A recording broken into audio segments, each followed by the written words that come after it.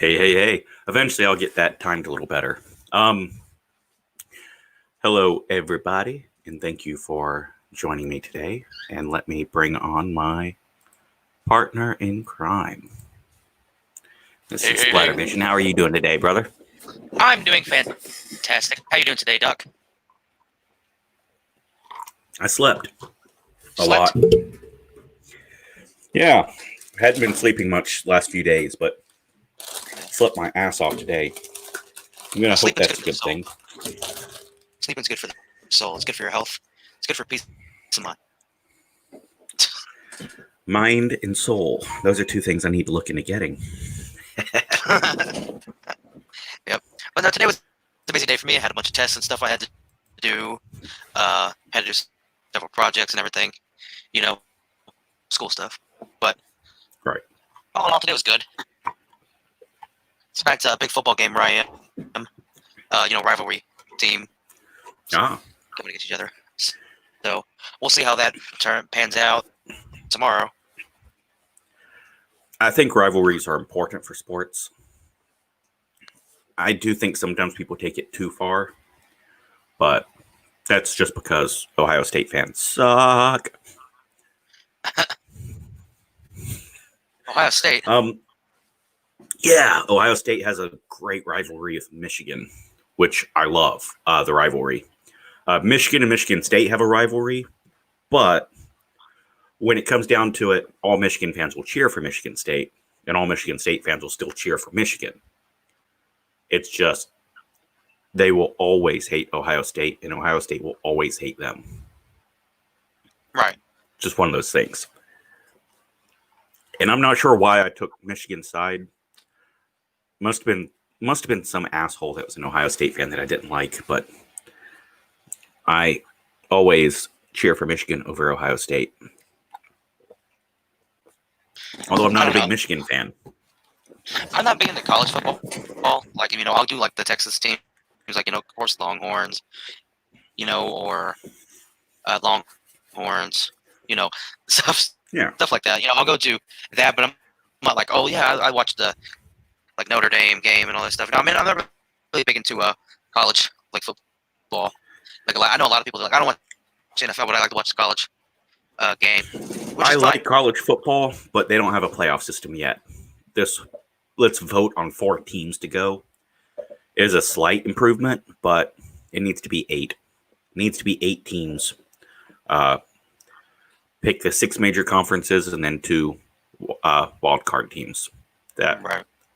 Until then, you don't have a playoff, and the championship's not going to matter.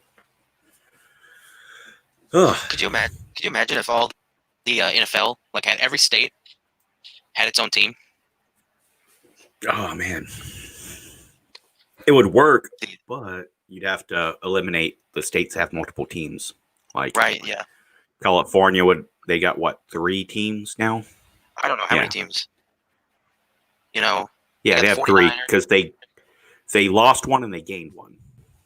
They lost Oakland, but they gained Los Angeles, and then San Diego moved to Los Angeles. So yeah, they still at 3, but last season they had 4. Right. New York's got 3. Florida, you got Miami, Jacksonville, and Tampa Bay. Oh, really? I didn't think about Texas has 2. Yeah, everyone forgets Tampa Bay. Yeah, they forget Jacksonville. It's the first one I thought it was Jacksonville. I didn't think of the Miami. I was thinking of the Miami Dolphins too, but I forgot about Tampa Bay. Louisiana has Saints. Yep. But imagine, what would the name can't talk. What would the teams be? I think for Texas, it's got to be Cowboys, hands down. Right. That'll be the team to represent the state. Right. Move Houston to Oklahoma. Let them be Oklahoma's team. Missouri's got 2 teams. Oh, nope. They only got 1 now. 1 moved to L.A. Yeah. Yeah. New Mexico, you'd probably go with Santa Fe because Albuquerque, I love it. New Mexico, but Albuquerque sucks. Yeah. So go with Santa Fe. Man. Yeah. That's what we should do on the stream. We should just get all the names of the NFL teams. We should split them up. We have Cowboys and fix them. And then we just take them to the net. Whatever state doesn't have a team. Like, could you imagine, like, Rhode Island? Like, you could fit every person in Rhode Island in one stadium. Yeah.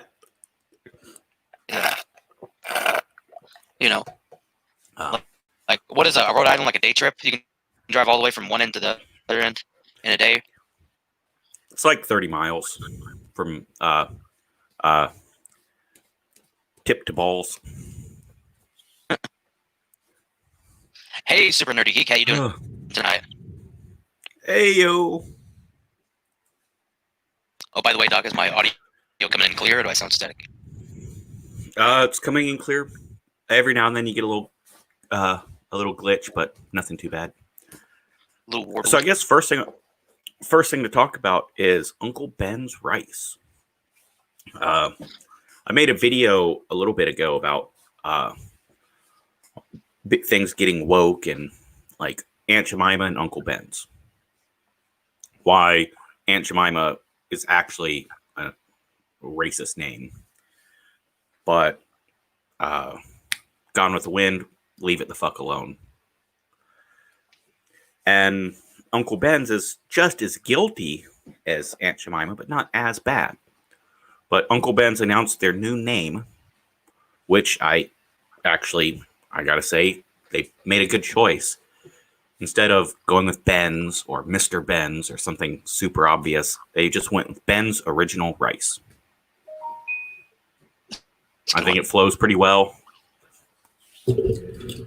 But for anyone that's not aware, auntie and uncle are slave terms. They were titles, like they were good things to have as far as for slaves. It's not good that they were slaves. All right, clip that how you want. But the female slave, house slave that was trusted the most and who ran the kitchen and was the nanny, who basically ran all the other female slaves in the house, was called auntie. And the male slave that ran the house for everyone was uncle. So Uncle Ben's, dude's dressed up like a butler. He was dressed up like a house slave. Aunt Jemima, she's dressed up like a cook. No, she was dressed up like a house slave. But uncle, much like the term buck, has been used in pop culture and has gotten away from the slave terminology. So you will see in at least then, it's probably not so much now, but back in the day, the older members of the black neighborhood would be called uncle. And they would generally refer to the young men, the big tough guys, as bucks. Like, hey, young buck. People have gotten away from that a little bit, but that's why Uncle Ben's never really got attacked like Aunt Jemima's did. Right. But what do you think of Ben's Original Rice? Think it flows all right? Yeah, I think it sounds good. It's simple. You know, are they going to use the same logo? Or are they changing the logo? What are they going to do with that? I think they're going to use the same logo, as far as I know. Or maybe they'll just change his clothes. Okay. But I don't know. The way he's dressed is more like a dude working in a soda shop in the 1950s than anything. Right. And which, you know, doesn't seem quite so racist. Wrong with that. No. There's nothing, I don't think there's anything wrong with that. You know, to me, I think it's annoying that people want to make everything out to be so bad. You know, I definitely think it's important that we don't erase history. I think he looks fine. You know, he just looks like a guy in a suit, but he looks like I guess like a butler. And like you said, it kind of emphasized that he's a slave. But Aunt Jemima, I think, is actually, like you said, worse than. Right. because Ant never really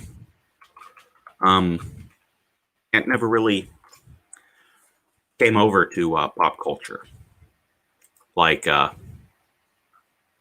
they did with other stuff. Uncle has become a popular name people use. Like, let's see here. This will probably not work out so well, but we'll try it. All right. This is the, if you look on the left, yeah, let's make that full screen.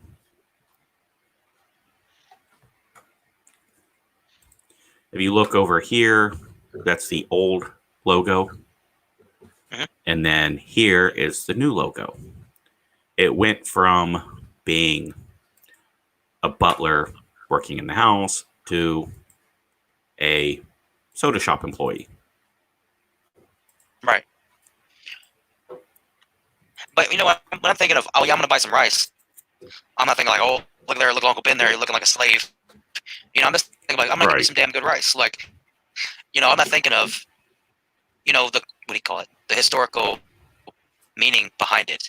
But I feel like that's one thing that's kind of, it just seems to me is like fucking everybody up because everybody's like, oh, we got this is called this, but it's racist because of this certain, like the Redskins. Like the term Redskins is, you know, a term for a certain, you know, group of people, like group of Indians, you know, for a group of Indians. But when it come down to it, like when people talk about like the name, when they were trying to change the name, they had interviews and people said they didn't mind it. Like they didn't mind the name Redskins because it represented them, you know. And I feel like at the time or when it first came out, I feel like just seeing a picture of a black man on a product that's really widespread product that's kind of like, oh man, we got one of our own people on there. That's cool. Like Aunt Jemima. Yeah, the history behind it's kind of fucked up, but you know, it's just, I don't know. No, I feel you. I was on board with Aunt Jemima changing their name 30 years ago. 25 years ago. Now, last year, if 2 years ago Aunt Jemima said, yeah, we're going to change our name because of the shitty history behind our name and our logo, I'd have been like, yeah, you guys are a little late to the party. Can we change it to Miss Jemima? Come on. But when everyone's like, we demand you change it, fuck you. No. Right. Fuck you and the fucking dildo you wrote in on. Well, no. It's what pissed me off is they took the Indian girl off the Land of Lakes butter. Right. And that's shitty. Yeah. But now, Redskins is an offensive fucking word. It is. Yeah. Now, I'm not saying they should be forced to change it. I'm saying they should have changed it 30 fucking years ago, back when Marlon Brando sent 4 feathers up to collect his Oscar. They should have changed it then. But whatever, you can't force them into it. Now, in the event, my biggest problem was you can shit on Native Americans all day, every day, nonstop, and no one fucking cares. Why? Because when in the 60s you had the Million Man March, which was a wonderful, fantastic thing. Wasn't quite a million people, but it was all of America standing up and going, hey, we don't like this racism shit. Stop it. So emboldened, Native Americans decided to have their own march at Wounded Knee, a site of a horrible tragedy that where our government murdered Sitting Bull, and it was awful. So what happened in the 1960s? Well, the FBI came in and gunned people down. Ooh. Yeah.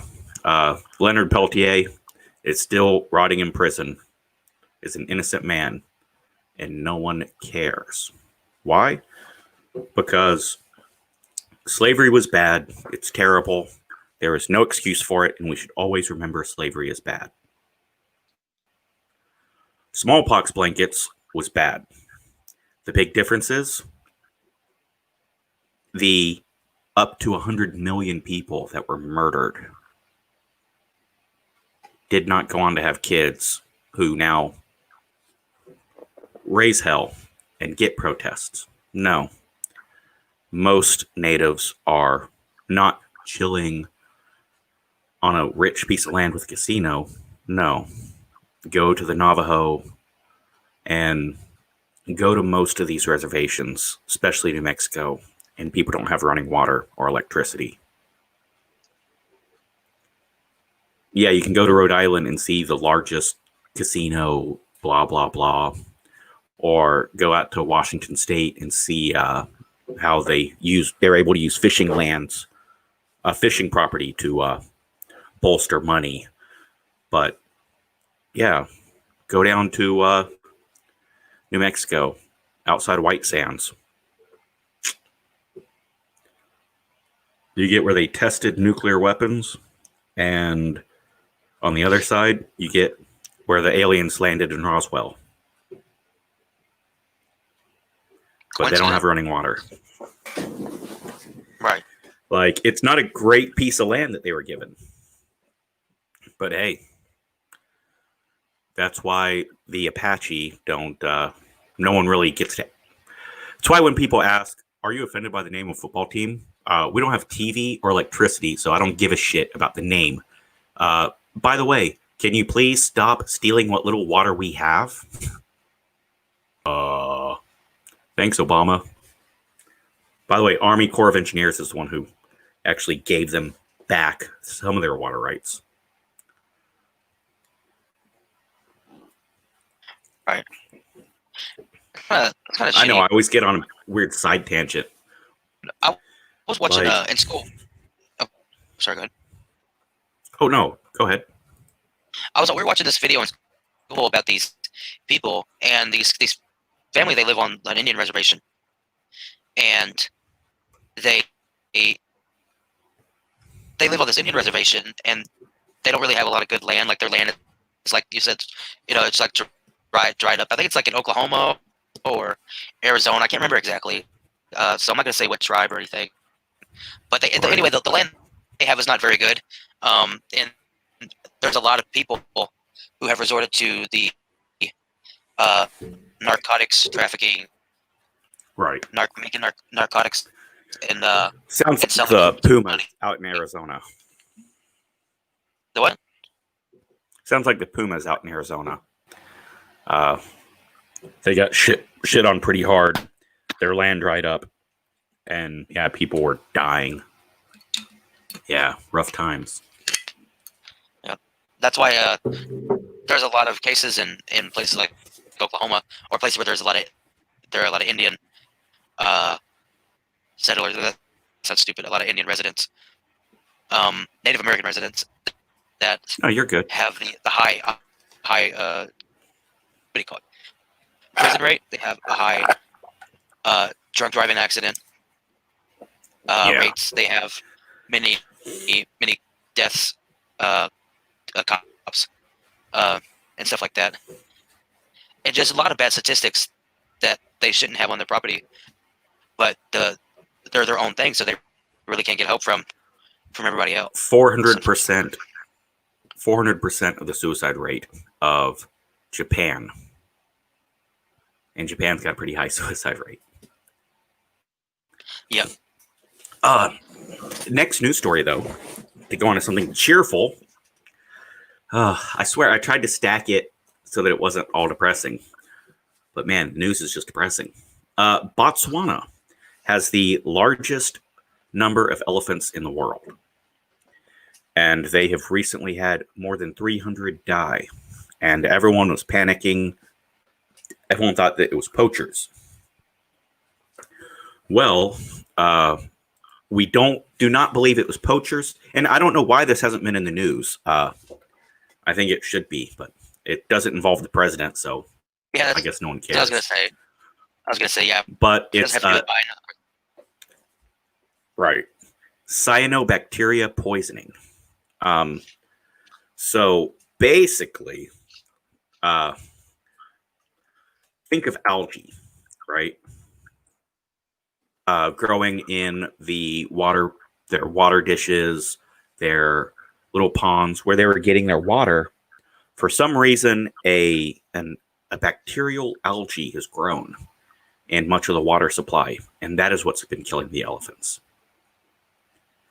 So, yes, that sucks, awful, but that's great news because it is so much easier to just go and drop some antibiotics and clean up some water. It's so much easier than tracking down poachers. Right.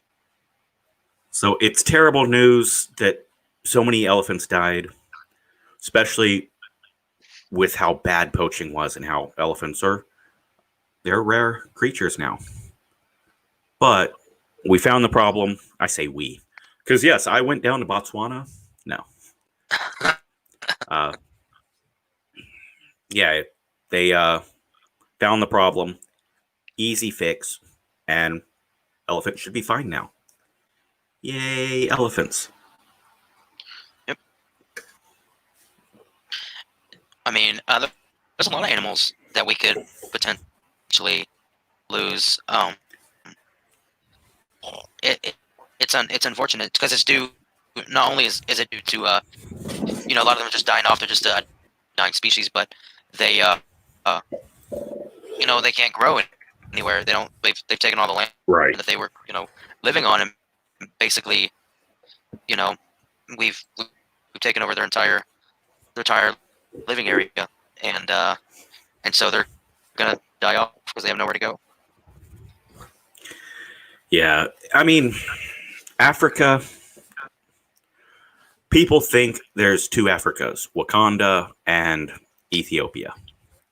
But Africa is a very large continent. And, between the West Coast and the East Coast, it's different. Between the North and the South, it's very, very different. But sadly, when you go to the southeast, they have a lot of the same problems because of Belgium. Now, we always talk about colonialism as it's this terrible, terrible thing. It's a mixed bag. There are some great, wonderful things that have come from it, and there are some awful, terrible, terrible things that have come from it. France has generally been pretty good with their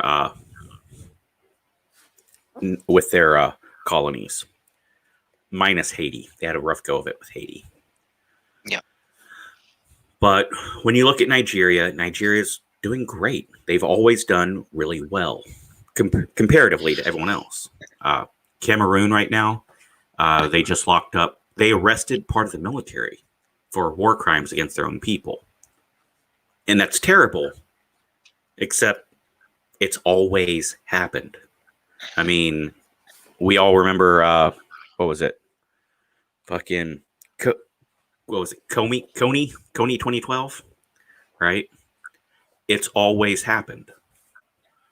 But I see the news that they've arrested these soldiers in Cameroon as a good thing because it seems as though people are actually starting to crack down on it. Mali's got they got an interim president who so far seems all right. Kenya is being a little retarded right now. But yeah, I really do like Africa. I could go on and on. Last thing I'll say about Africa, Senegal, which I've been to Senegal twice. This motherfucker just grew an oasis in the desert. This guy just he's worked his ass off on it, but using permaculture, there is a lush oasis in the desert. Water, trees, like for a brief respite from the desert, you would think you just wandered into Central California.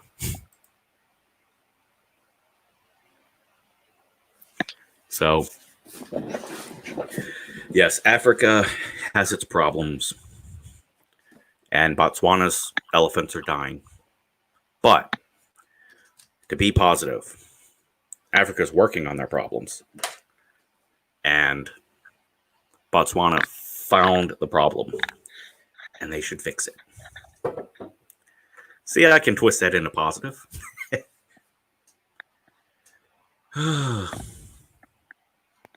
Oh, I'm going to go ahead and change the order here because this one is definitely depressing, so we're going to skip that for a moment. All right. I always like to share channels. Also, everyone that's watching this or will be watching this, go to my page, and over on the right side of the screen, sorry, you'll see Splattervision's channel. Sub to Splattervision. He's awesome. I like him.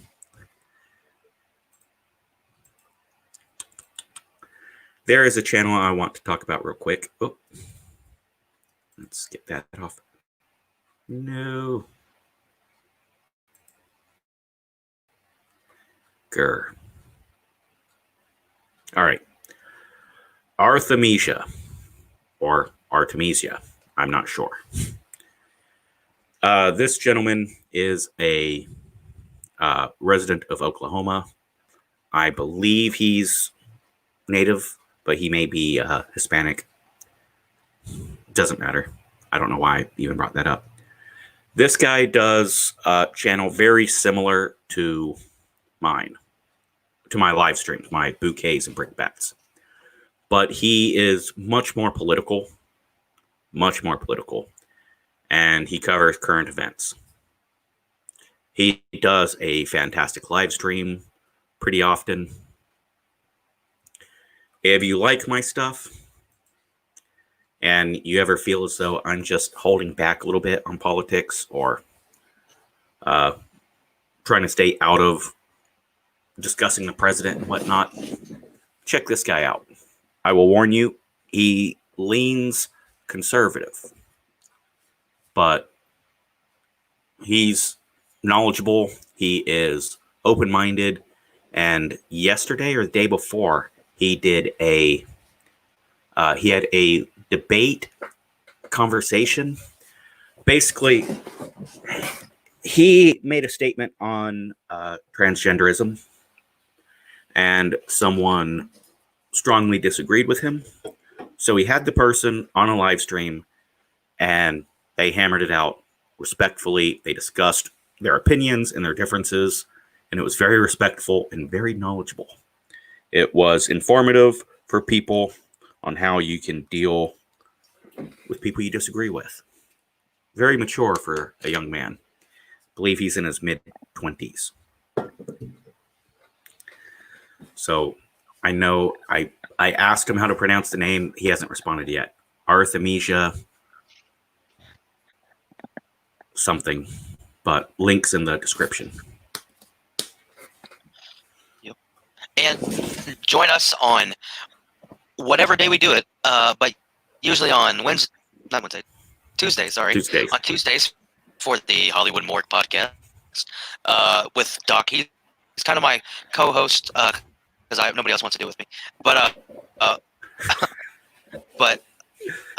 yeah, no, we talk about movies and movie culture, and we kind of go off on tangents and stuff and talk about history of movies and certain people. Like the other day, we were on the podcast. We're talking about Belushi and stuff like that, and Farley and stuff like that. So if you're interested to listen about movies, film culture, and facts and history and all that stuff, go check that out. Sorry for the shameless plug, Doc.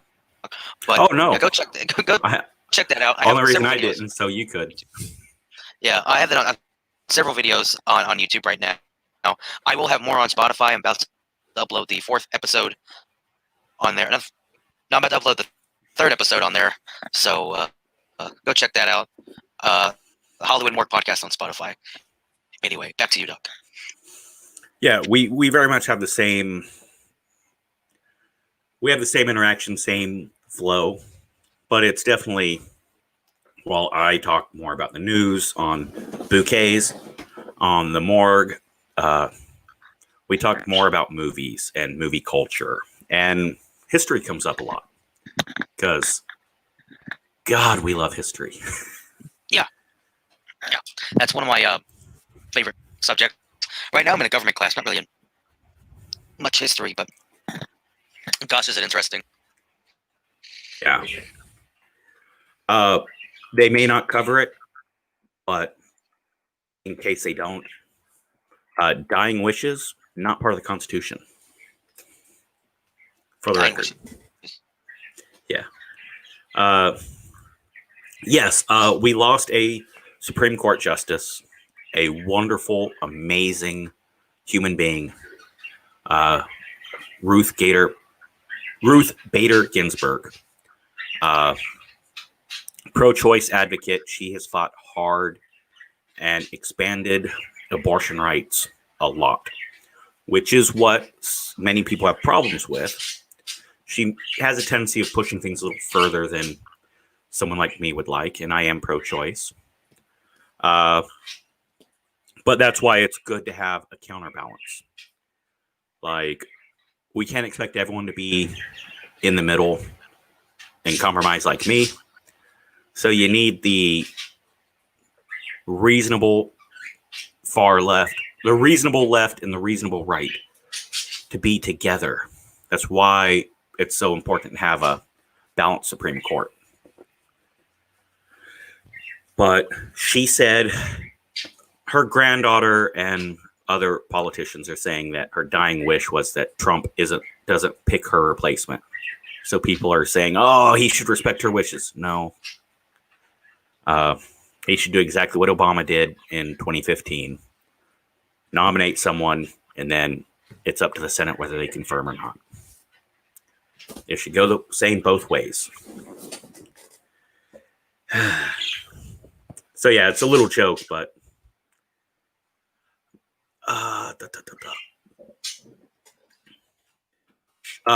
Charlie Hebdo. I'm a bit of a Francophile, fan of France, French culture. Other than Paris. Fuck Paris. Paris sucks. Marseille's pretty nice. Bretagne, the best. In fact, Marseille is right now protesting against Paris for pushing through new lockdown regulations. 16,000 new bug flu, Wu flu cases in France, majority of which are in Paris. So France has put big, strong restrictions on Marseille. And Marseille's like, what the fuck? We're the second largest city in France, and you treat us like we're a small fish, is their argument. Of course, the North is still protesting over the yellow vests, or not over the yellow vest, but the yellow vest riots are a result of taxing farmers. All because French president bent over for von Kaiser Markle.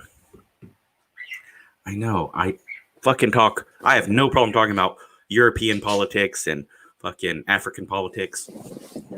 But I do try to avoid the Trump stuff because, man, people can't be reasonable over Trump. Yeah.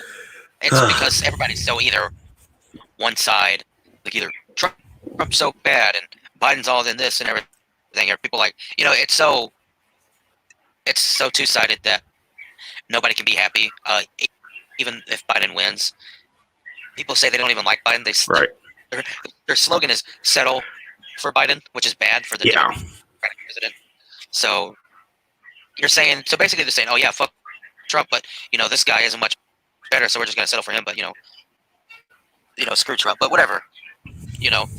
I keep saying I think he tried. I think when people say, who do you think was gonna win? I say, well, whoever wins, I just hope they try.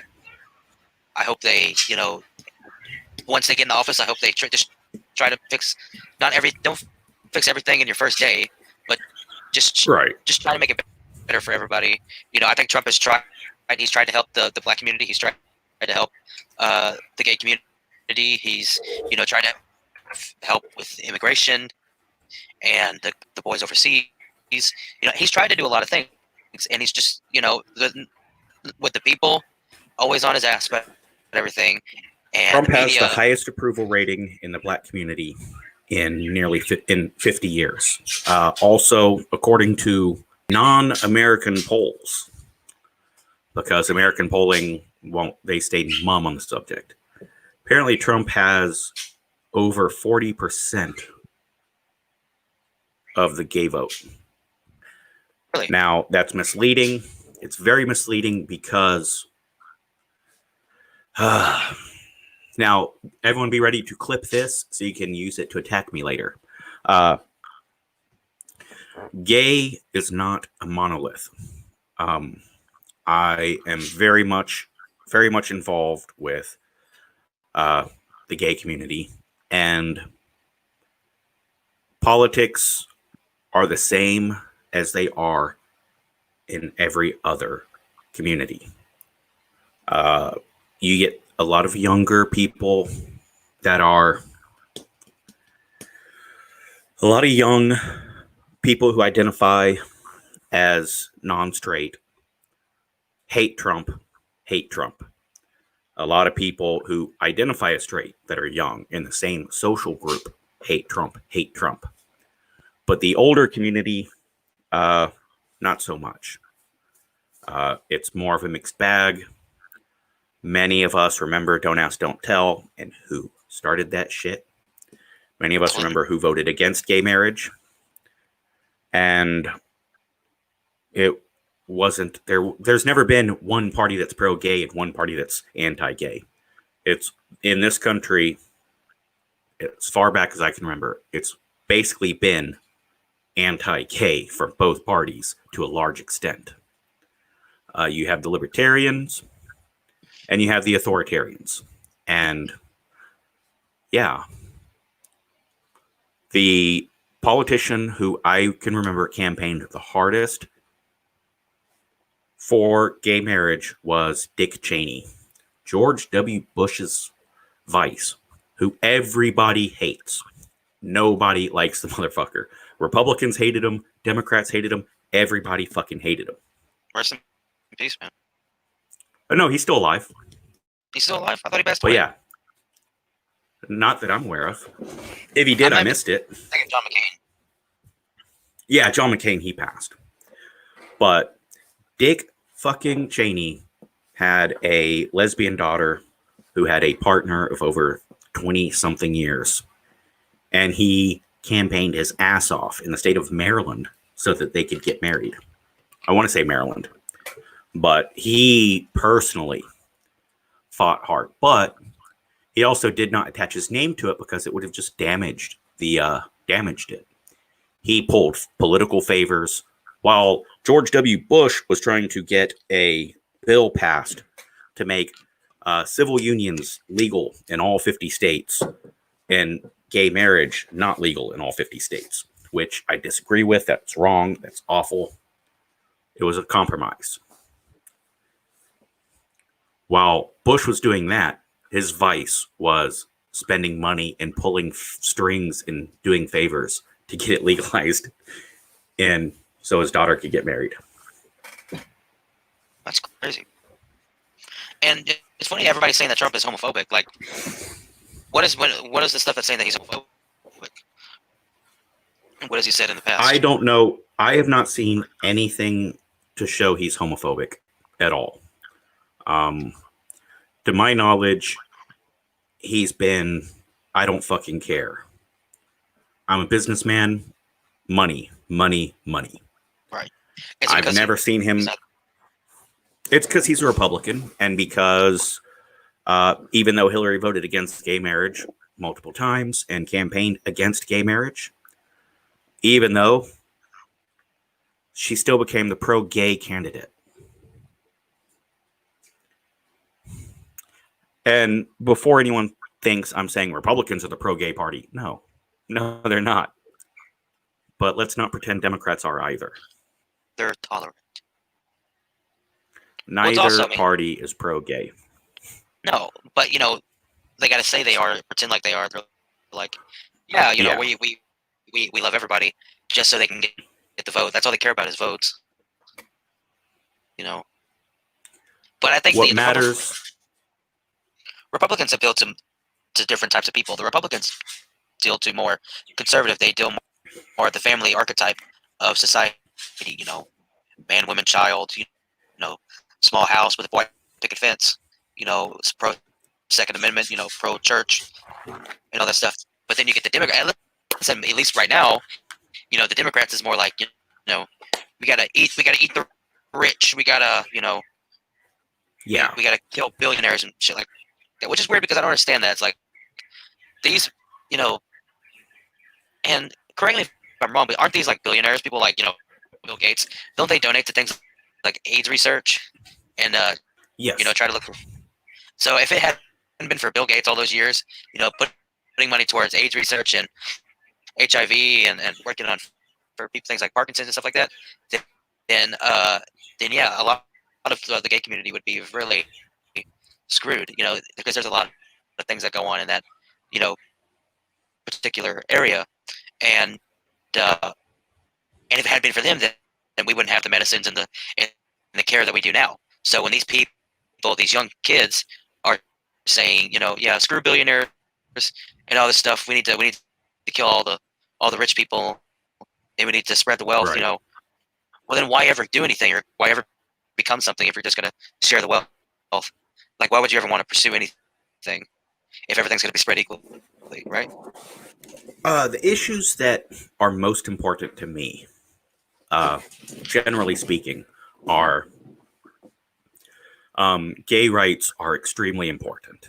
But I wrap those in with women's rights and, just equality, people's personal freedoms, and everyone being treated equally. I'm old, so I'm very, very sympathetic and very hardcore when it comes to the gay community. I'm very, very big into small business, and I'm very, very big into the government staying the fuck out of my life. Those are the three most important things for me. And on the national election, gay rights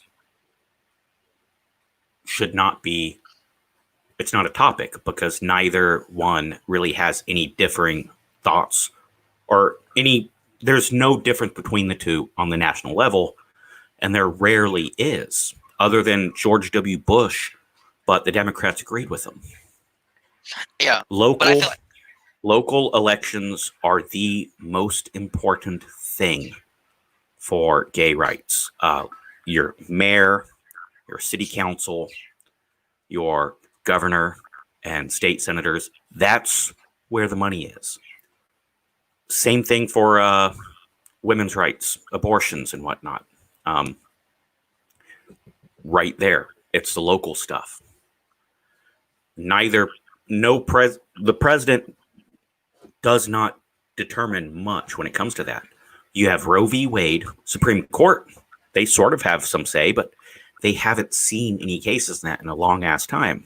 It's the governor who's in Georgia who signed in the bill as soon as the baby has a heartbeat, which I think is excessive. And it was the governor of New York who signed in the bill that put into law. Yeah, you can birth the child and then abort it, as long as the kid's born. No, that's excessive too. Like, you're pro-life, I'm pro-choice, or I'm pro-life and you're pro-choice. Gotcha. We can both agree that 2 weeks after 2 weeks is a bit excessive. Like, if you're pro-choice, you're not going to fucking accept, after 2 weeks. No. 10 days is earliest you can detect it. So fuck off with that. Right. And even as a pro-choice person, you can acknowledge that the pro-life person won't compromise on fucking 36 weeks. No. Like, what's half of the pregnancy? 20 weeks. All right. Start at 20 weeks, and you guys fucking make it national. 20 weeks is the cutoff. Seems excessive to both sides. And then each state can go as low as 10 weeks or as high as 20 weeks. That seems like a compromise that no one's happy about, but everyone can live with. Right. And I feel like at the late term, the late term abortions is what kills me, because like that's basically almost a not full grown baby, but like that's right. It's basically a living thing. But people are gonna wait till 8 months. They're like, oh yeah, I carried this thing in my body for 8 months, but it's getting a little heavy, so I'm just gonna take it out. It's like, or it's like, oh, it's a parasite. I'm like, well, fuck. I mean, if you didn't want to have kids anyway, then don't have kids, first of all. Not just like, oh, I'm gonna have this kid, or like, oh yeah, I have a baby in me, but I'm gonna wait till 7-8 months and then I'm gonna get rid of it. Like, no, if you didn't want to have it, then you should have got rid of it sooner than that. But it's what the late term things that kill me. Is just like, that's basically a person in your body right there, and you're just like. That's why I strongly encourage everyone, fucking stop worrying so much about the presidential election. Yes, it's important. Yes, it matters. Yes, you should research and make an educated opinion or make an educated decision on who you vote for. Yes. But your local election, the mayor, the governor, that is so much more important. It is much more important. And yes, your congressman goes to Washington, D.C. to represent your state. Yes, that's important. It's very important. But your state senators and your state representatives, they're the ones who actually pass the laws in your fucking town that can you buy alcohol on Sunday in your town? Who decides that? It's not the president. It's your mayor. It's your governor. It's your state reps. That affects you directly. So the president's opinion on transgender or homosexual or female or the Aboriginal Canadians that have migrated, all of that, yeah, it matters. But you know what matters way fucking more? What your mayor thinks about that. Because he's the one who's going to be like, yeah, in fucking bumfuck Berea, Kentucky, they outlawed the Confederate flag. Okay. Now, you can't buy or sell the Confederate flag. You can have it in your home, but you can't buy or sell it.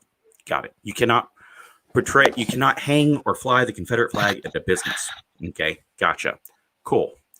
Now, when you drive to the county line, to the county to the south of it, the first thing you come across is a fucking gas station that has a giant fucking display of Confederate flags for sale. And fuck, they got a lot of them. Like, that's their big fucking people recognize them as the Confederate flag place. Even though they're not actually fond of the Confederate flag, the owners, but I'm not going to out them. Why? Because that's the mayor. The mayor of this town said, I don't like the Confederate flag, it's banned. And then the next town over was like, I don't give a shit. Buy, sell, whatever you want. Just no alcohol, pornography. And then the next town from there is like, yeah, you can sell booze. Absolutely. So you get to the county line, and there's liquor stores on every fucking road coming into the county. Like, buy your booze here. Local elections, they determine directly what happens. Vote local elections. And man, a very big part of me would like them to just put the name on the ballot, not list their fucking political party at all. Because the fact that back in the day, you could go move the slider to Republican and go chink, all Republican or Democrat. Shink, all Democrats. Like, if you don't fucking know who they are and all you know is what party they belong to, don't fucking vote. Right. No, I think that's what I think is mail-in voting is kind of bullshit because look how many, no matter what, everybody's going to cheat. And I say that because no matter which party wins, like, oh, Biden cheated to get in, or Trump cheated to stay in office, or whatever. So, oh, shit. That's right. That's my next news story, but I haven't finished the French one. Got on a sidetrack, which I think are quite entertaining. We covered abortion. That is such a dangerous, scary topic to talk about. And I think you and I disagree slightly on abortion, but I think we do. I don't think it matters. But yeah, I like the way we handled that. Yeah. But sorry. You know, but you're a racist bigot because I'm just kidding. But no, it's like sure. Anybody, I'm just kidding on that part. But like anybody who's like, oh, not against gays, but like anybody who's like religious, that's what they feel like. I feel like the Republican Party kind of gets misconstrued because the Republican Party or the people who have been associated with it are more religious. They're more associated with their faith, and they broke out and all that stuff. And that's where that's where the whole ideal of being a conservative is. People like Ronald Reagan or something like that. Who Ronald Reagan was a Democrat when he.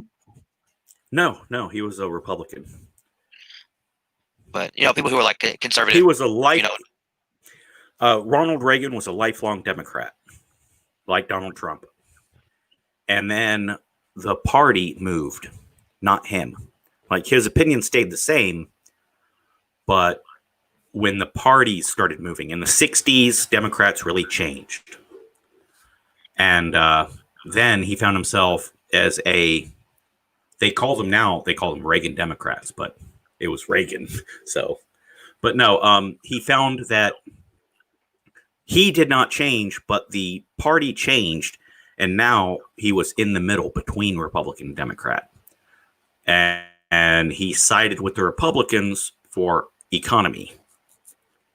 Donald Trump, lifelong Democrat, and then the Democrats have changed again. So he found himself as a Republican. But yeah, odd. And I know the Republican Party has changed a lot. An awful lot. I was definitely not a Republican 10 years ago. I was definitely not. Now, I probably lean Republican. Last thing before I get to my Charlie Hebdo story. I am a religious person. I know. I fucking... Religion is like my social security number. I try not to share it. It's a very personal kind of thing. Now, I had a kid, not a biological kid, one of my army kids, little baby. He was a mostly homosexual, although he shifted more to bi these days as he got older. And I knew he was gay. It was obvious, not obvious to someone walking by, but, when the dude lives with you, fucking eats with you, fucking you sleep together in a tank and whatnot. Yeah, you get these things, right? Hey, Charlie, you're a little too close there, but. Oh, no. But yeah, I get you. No, I get it. That's funny. It's the, believe it or not, in the cold, frozen tundra of northern Washington State. It, trust me, cuddling happens. Katie Hart, you actually fucking are online for once. I didn't think they had internet in your redneck part of the woods. By the way, I was talking about Berea, Kentucky earlier in the Confederate flag. But where was I? Oh, so dude's like, I got something to tell you, and I'm confused on how you're gonna react because it makes sense, but I know you've got, I'm like, church, yeah. All right. Blank, blank. I love you. We are family. There's nothing you can tell me that would ever make me not love you. Also, I probably already know, and I've probably known for a while. And you can always tell me anything, but you never have to tell me. I love you. It's like, okay, I was just worried that, I'm not going to tell you then, but I just thought that you might be. I know you go to church, and I know how church is with gay people. I was like, you just said it. Dude, do I fucking slap a fucking chicken sandwich out of your mouth on Fridays? No? Then I'm probably not going to slap a dick out of your mouth on any other day of the week. I don't care. By the way, the chicken sandwich, it's on Fridays during Lent. Catholics don't eat meat. Right. No, I just outed myself like he did. You're a Catholic? I am.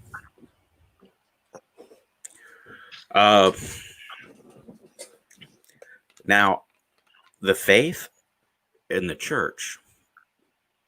I'm sorry. The faith and the members of the church are not the same. Are you held to answer for every single Dallas Cowboys fan in the country? No. Doesn't change the Cowboys. So, yeah, every Catholic priest, every Catholic person, even the Pope himself. That's the church. That's not me.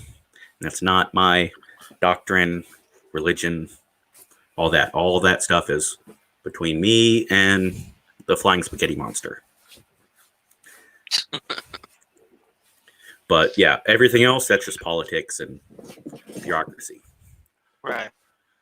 No, but it's now, like, oh, go ahead. I was going to say, it's like Chick-fil-A. People are like, Chick-fil-A is anti-gay. Well, like, Chick-fil-A is not anti-gay unless they're anti-gay until you're giving them money. You're like, I'm gay. Yeah. Here, take my money, buy your chicken sandwich. They're going to be like, oh, no, we don't want your money. Your money's taken. Yeah, they're like, okay. God bless. Chick-fil-A is not anti-gay. Well, I know they're not anti-gay. Chick-fil-A is anti-gay marriage. I think that's what it was. I know Chick-fil-A gave they give a lot of money to gay charities quietly because they try to stay out of that shit. They gave money to the Pulse nightclub victims. They give equal pay benefits. They were giving the fucking insurance and whatnot to same-sex partners. They just took offense. The owner took offense to the word marriage being applied to homosexuals. Yes, that's stupid. Yes, I disagree. But I like their chicken sandwiches. They're very plain. They're very simple.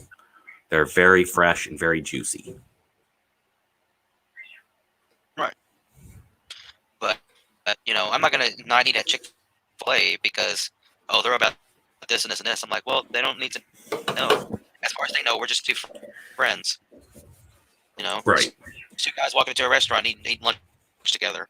As far as they know, until they come up there and ask me, like, are you sucking his dick? Then that's where it's like that's where raise questions. But they're not going to ask you that. And the proper answer is, well, if I was, then you would need to pay $20 and step into the bathroom to see it. And that's what they're saying. Right. Right. It's like I wear nail polish. And I had long hair, and I do come off as a flaming straight guy at times. Back in the day. Nowadays, not so much. But I used to be a flaming straight guy. I was more into Steven Tyler and David Bowie than I was Rob Zombie. So for a time, I may have appeared a little feminine. Now I'm too fat to pull it off. But yeah, I used to rock. There was a time where I wore snakeskin pants. Oh, yeah. Pants. No, pants. Oh, pants. God. Not boots, but pants. Yes. Oh yeah. God. It's been a very long time ago. Yeah. But people would be like, hey, are you gay? I'm like, oh, I'm really flattered. That's really sweet. I'm not interested. No. I was asking if you were gay. I'm very flattered. I'm not interested. But you know what? You're not a bad-looking dude. I'm sure you can find someone. And people get pissed at me. Like, fuck you. You're just making a joke. It's like you just walked up and asked me if I bang dudes. I'm assuming you want me to bang you. So fuck off. Right. That's what I feel like now, especially for me, because you've seen me on here. I mean, it's not entirely obvious, and to me, I don't think in real life I'm entirely obvious either. Like, but I feel like, I don't know, like if I ever approach somebody like that, I just feel like it would just come off as weird, or like I'm trying to like make fun of them, or something like that. Like I don't think it's not obvious on here. Gaydar is a real thing, but it's not someone walked by and I caught it. No. It's talking to someone, interacting with someone. Dudes can tell if a chick is interested. Thank you. Guys do love me. Women like me too, Katie. Yeah. He likes the redheads. Yeah. And Asians. Man, you get a redheaded Asian. Oh, that's money right there, boy. But a dude can tell when a chick likes him. Right. Generally speaking. Self-doubt, fear, those things, you talk yourself out of it, but you get a hint. It's the same vibe you get if some dude might be into you. Now, sometimes it gets a little fuzzy because it's not, hey, I want to put things in places. Sometimes it's more like, I really like you. You're fucking awesome. We have a great connection. And in my experience, having a fantastic connection with another male has led both straight and gay people to be like, all right, you want to bang? No.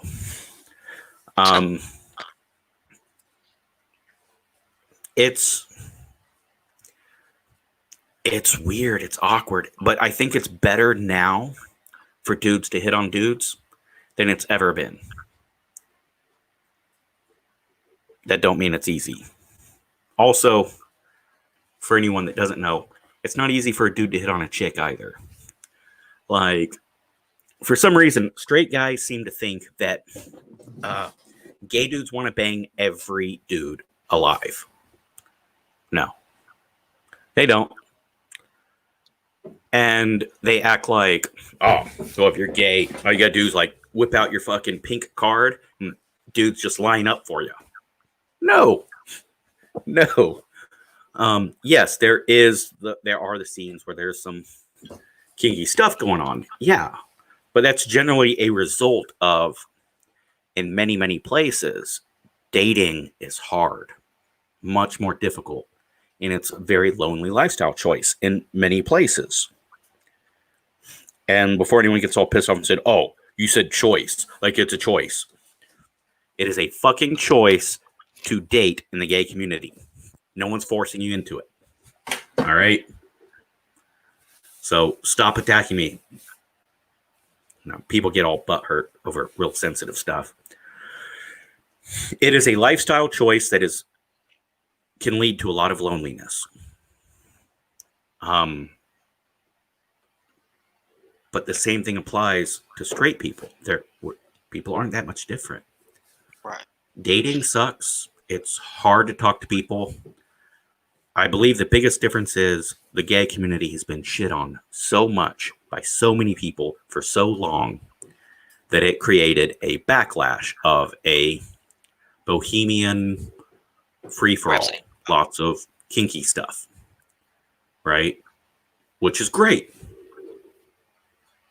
But that also caused another backlash of, what if you are a shy, conservative, reserved, non-horny, or interested in more than just cock and balls? What if you're a gay person who just wants to date and cuddle and go out and be romantic? It's hard to do because so much of the gay community is not. Right. Everything is so now, like, I want to do this now, let's do it. Nobody wants to have, I feel like it's a community where people, they don't want to have long-lasting relationships. They just want everything to be fast. They want everything to be, right this second. They just want to have somebody to, what do you call it? To fulfill their urges. That sounds bad. But I don't feel like there's a whole lot of people out there who want to have a full commitment when it comes in this particular community. But even when, being part of the community myself, I don't consider myself part of it because there are so many factors in my life, that my values and stuff, that I even though I'm part of it, I feel excluded in so many ways. Yes. Because like I have certain I have certain morals, like when it comes to abortion and stuff like that. Conservative, I believe in the Second Amendment. I believe, I think everybody has I think people have the right to religion as long as it's not, like cult, like it's a cult, or if it's not like things like a big part of that though is your location. What do you mean? Well, your location and your age. Like, real quick, I want to address. Katie said, "Let you talk some more."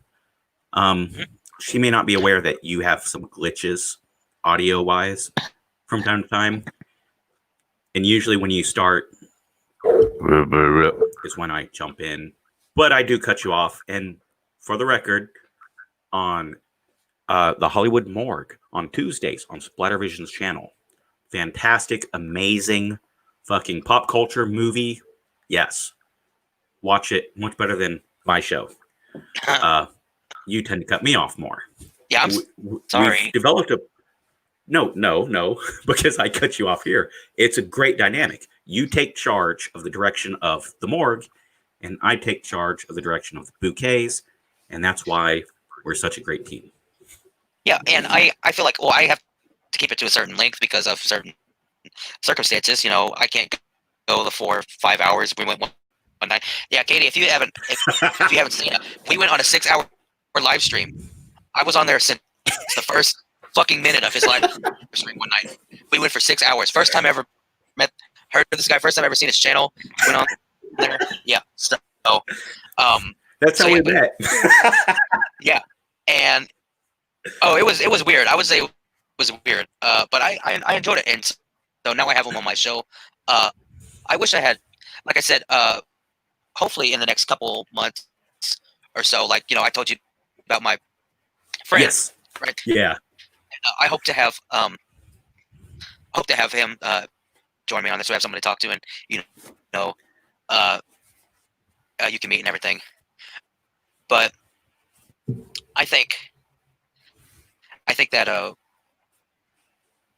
we do make a good team and everything. And you're he does a lot of research. I don't do very much research, which is I should. But he can go in depth on certain like topics I like Star Trek. I don't know a whole lot about Star Trek. He can go more in depth on that than I can. In all fairness, I'm not an expert on Star Trek as much. Katie is a big Trekkie, and other than that, she's pretty decent. But yeah, I did a lot of research on my Star Trek video, and it was I spent way more time on cell phone development and how Star Trek has influenced that than I did anything else. It was such a rabbit hole. Man, I could make 8 videos about fucking Star Trek technology. What do you mean, Bonsai? Oh, speaking of, hi Bonsai, how you doing? Bonsai joined us or joined me the other day. Yeah, was it on? It was on your stream or my stream? I think yours. Oh yeah, it was on. I think it was on my stream. Yeah, the random stream. Yeah, random stream. Thank you, Bonsai. Yeah, you said you think so too. Are you talking about like he goes more in depth on things, or what? But yeah, no. I think it's that we're a good team. Yeah. Katie, but yeah, I do have some audio issues. I am getting a new microphone, so hopefully that won't be a problem anymore. So yeah, I don't want to talk too long because I don't know what I sound like, and I don't want the whole video to be, oh yeah, da-da-da-da, and I talk and it sounds like, so yeah, but I don't know. Yeah, we got to link up on a microphone for you. It should be coming. I threw a microphone thing in my Amazon wish list. So if someone does buy me a microphone, then I'll send you my setup. I think I commented on. You said you did an Amazon list. I think I commented on something like, yeah, the double-sided dildos. Here we go, or something like that. Is stupid. Yeah, yeah, or something like that. But I'm just gonna send him weird stuff on Amazon. I'm gonna buy it for him on Amazon. Hey, by all means. I really love the wish list because it does not. You don't have to. You don't have to know my address. You just have to have the link to my Amazon, and you click on it, and it goes. You don't have to know anything about me other than I'm going to buy something off this list, and it's going to go to this person. That's fantastic. So the next news story, real quick, I just want to say, Charlie Hebdo, gunman broke in and killed a bunch of people because they shared a cartoon of Muhammad, which is horribly offensive to the Muslim faith. They did that, and a bunch of people got killed. One, I think it's kind of shitty to share the picture of Muhammad. That's not cool. But I don't want the government involved. I don't want, you do you. Me, I personally, if I were a Muslim and you did that, it's not in the description. It's on my channel page. If you click on my name, it brings up my thing. And then on the corner, you can see Facebook and Twitter and Amazon and my t-shirt store. Like, I will not ever buy or pay to see an Ice Cube movie. I'll never buy one of his movies. I'll never pay to see him in theater because I strongly disapprove of murdering Jews. Just my thoughts. Now, because of that, I don't do that.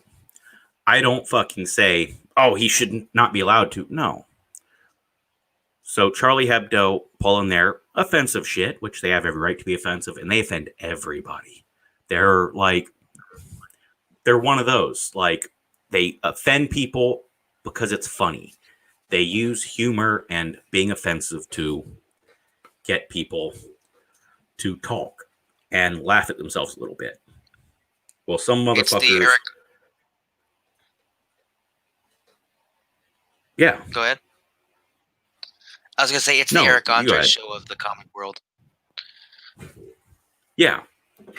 Well, some motherfuckers shot a bunch of them, killed most of the staff, and they could not fucking publish the magazine the next month. They couldn't do it. They didn't have enough people. Other competitors came together and said, hey, you throw something together, we'll help. We will get this fucking magazine out. We will not let terrorists shut you down. Oh. So they put out a magazine the next month, and the cover was the editor, cartoon drawing of like their editor holding a bottle, right? And he's got bullet holes in him and bullet holes in the bottle, and booze is leaking out. And the title for that month was, "At least we still have booze, because you're not allowed to drink, and they're under the faith of Islam." Like, damn. Much love. Well, some of the gunmen are on trial right now. So Charlie Hebdo, because apparently they have balls this fucking big and need special pants for their giant balls, republished the fucking cartoon and put it on the cover, the one that caused the shooting in the first place. They fucking republished it, and people are sending them death threats again. And their response was, I don't care. You want to send death threats? Yeah, people did actual death, and it didn't stop us. Fuck you. So, Charlie Hebdo, I don't agree with you on a lot. I rarely agree with you fuckers. But you got my respect, and giant fucking balls. Big glass balls. Big brass balls. Elephant man size balls. Yeah, they have testicular elephantitis. And not the Botswana elephants either. So you were talking about mail-in ballots. Yes. Which is a fucking rough topic. In Pennsylvania, Department of Justice just found some mail-in ballots in a ditch on the side of the road, wrapped up from the USPS. And they were all Trump votes. Project Veritas has promised in the coming days a big fucking expose day. Project Veritas, these guys, they're the ones who exposed Bernie Sanders and the gulag stuff. They expose Republicans too, but they generally get shit on by the media for exposing Democrats.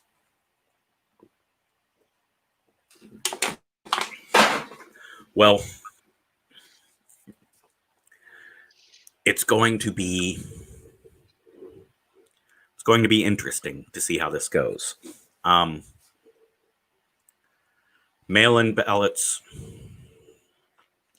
I used to be a driver of trucks. My first solo truck was International 9400. The Ford Pinto of the road. They're very shitty semis. And I used to do mail runs. I'd pick up mail in Arlington and drop it off in San Diego. That was usually what put me on the West Coast. And it was really just, I show up at the post office, pull up to a trailer, drive to another post office, and then drop the trailer off. There was no extra precautions. I had more security on Campbell's Soup than I did the United States Postal Mail. United States Mail. But not to shit on Campbell's Soup, because those fuckers, they have real security. Like, I am just fucking dropping off an empty trailer. I'm fucking bringing you a fucking empty trailer. and then I pick up your trailer full of soup. Simple, right? No. Before Campbell Soup will accept my empty trailer, I got to sweep it, then I got to mop it, then I got to get 2 separate inspections. And when I come in to do the paperwork, I have to fucking take off my shoes and put on these fucking slippers and fucking put on a fucking thing before I can go inside if I need to go inside. Otherwise, I just fucking stay outside and these fuckers come out with like gloves on. And this is like 2004, 2005. These fuckers come out with gloves on and they fucking hand me the thing to sign and then they won't take the pen back. Like, nope, you keep the pen? All right, thank you. Drop this in a bag. Like Campbell Soup, those fuckers are crazy, scary clean. So, yeah. Not an advertisement for Campbell Soup. I don't like their soup that much. But it's fucking clean.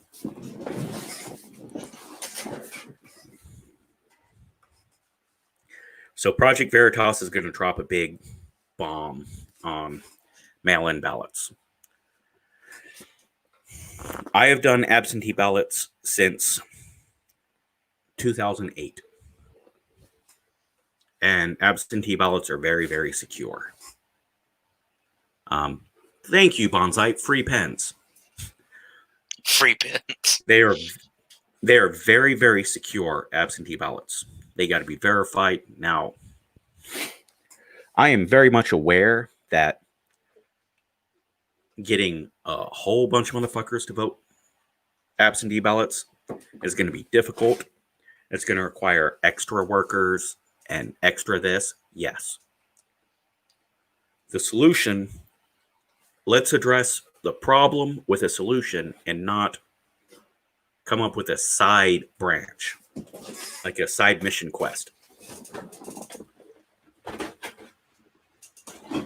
Mailing ballots out to everybody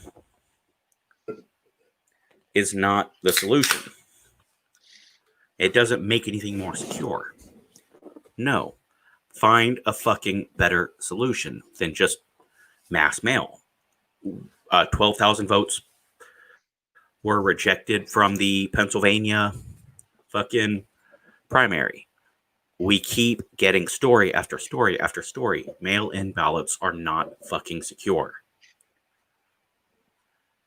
Now, I strongly believe we need to start addressing that. And 2024, I would love to see mail-in ballots if they can be secure. I just don't think they can be now. Maybe if we go with absentee ballots and then just accept that the election's going to be delayed as fuck. But I think they're just... I'm waiting for Project Veritas's thing, but I think it's going to be about mail-in ballots.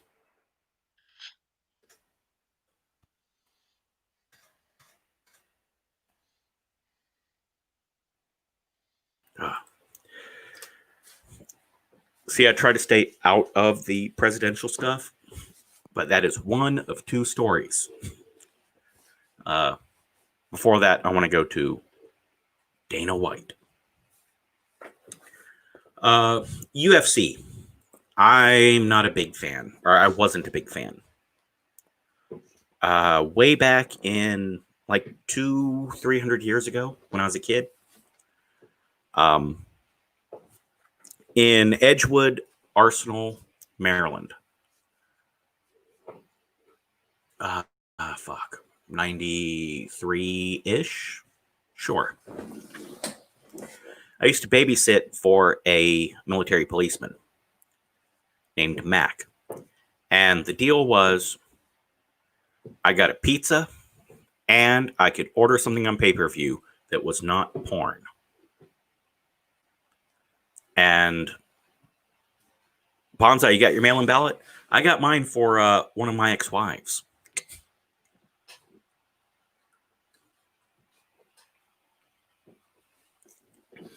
Also, For one of my kids, it's not 18. But I would order UFC. Back in the days of Tank Abbott. I remember watching UFC 3 on pay-per-view. Oh, yeah. This is back when John McCain was campaigning to get it made illegal. Called it human cockfighting, which is not as cool as it sounds. As regular cockfighting? He should have said, well, he should have said human chicken fighting, because human cockfighting, I can catch that on the internet for free all the time. Just saying. I mean, if you go to certain human parts chicken fighting, right? If you go to certain parts of Hollywood, I'm sure you can find it. Hollywood, hell. You got a better shot in Miami. Dude, Miami scene. Woo. Sorry. Anyways, so I loved UFC, and then it got legitimized and it became regulated and cool. But I fucking got bored with heavyweight. Fucking hated heavyweight because it was just two dudes fucking hugging each other. Like, woo. This is like wrestling, only bad wrestlers. But the lighter weights were striking and whatnot. All right, cool. I really, really prefer women's UFC. Fucking Holly Holm, fellow fellow citizen of New Mexico. Also, Cowboy Cerrone, also from New Mexico. Just saying. So, Dana White has a very fair approach. He's like Jerry Jones. If Jerry Jones owned the entire NFL, dude has no problem fucking speaking his mind. So, Colby Covington, good fighter. Dude rocks a MAGA hat. And talks shit. All right, cool. And he's fighting Tyrone Woodley, black fighter who is rocking Black Lives Matter and constantly talking about how Trump is racist and anyone that supports him is racist. Can we keep that the fuck out of sports, please? But it works in this specific event because it's two fighters attacking each other. Really got the audience into it. Colby won. Everyone knew he would. He's a better fighter, regardless of all the other stuff. At the end of the fight, while he was doing his on-the-air interview, he got a phone call from Donald Trump. He put it on speakerphone. He talked to the president. Great moment, right? Fantastic. Dana White, in a press conference at a later event, everyone's like, so are you going to suspend Colby for being racist? What? I'm not sure. I don't know if anything he did or said that was racist. Do you support him saying make America great again and openly supporting Donald Trump? I don't openly support any of their political stuff. But if you're going to let one guy talk about Biden and wear BLM, then you got to let the other guy talk about Trump and wear MAGA. Either allow it or don't allow it. Me, I don't care. I'd rather they focus on fighting, but whatever. Until it becomes a problem, it's not a problem. Right. They're not out here saying... For that, I got to say, Dana White, I love you. Sorry. Go They're ahead, not out here like saying, a bunch of racist stuff. It's not like he's putting the MAGA hat on and like, sig heiling at the freaking press conferences or anything like that. They only did that in the WWF. They did what? They only did that in the WWF. When did they do that? 2013. John Laurinaitis, whose brother just passed away the other day. For all the Legion of Doom fans, Legion of Doom Animal. He passed away the other day at the age of 60. Rest in peace, brother. You entertained us all.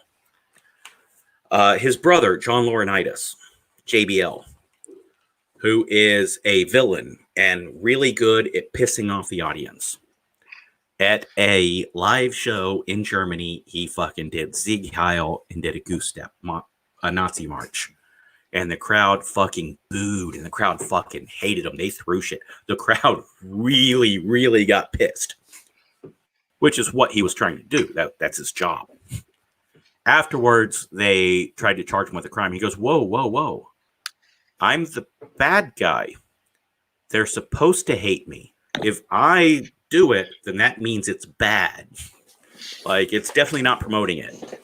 It's having the bad guy that you want to see die in the ring promote it. You know, it'd be like Inglourious Bastards when they shoot Hitler. Yeah. Yeah, they fuck him up. Yeah. They like, if any of y'all ever seen that movie, there's a scene where this guy, one of the guys part of the Inglourious Bastards, he's shooting Hitler, like he's like shooting him, and you can see like the bullets like just like going through his face. Like obviously it's a dummy, but like you so can see, gruesome. like, yeah, without it being a whole lot of blood in that particular part. But yeah, that movie is gruesome. It is a visceral celebration of we all wish we could just watch Hitler die. But if I had a time machine, I would not change much. I would go to Argentina in the late 60s to watch Hitler die. And on his last dying moments, I would shove my cock in his mouth and suffocate him with my penis. See, it wouldn't change history at all. Wouldn't change anything. So I'd just kill Hitler with my cock. Face fucked Hitler. That's the name of a new punk metal band? It should be. Now, I know what you're thinking. You could get a hard-on looking at Hitler. The thought of Hitler suffocating to death on my penis makes me hard. Because it's a freedom boner. Freedom boner! Freedom boner! Somebody clip that, please. Right? By the way, I have a sneaking suspicion this one will not be monetized. Yeah, probably not.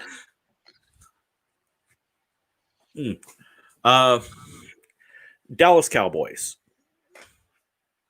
They put a fucking patch on their fucking thing, on their jerseys, when a Dallas police officer was killed. They just put a small little patch of a badge with a black line on it. No strong messaging, just one of our local police officers was killed. We want to honor him.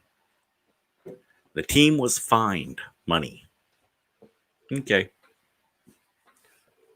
No political statements. Got it.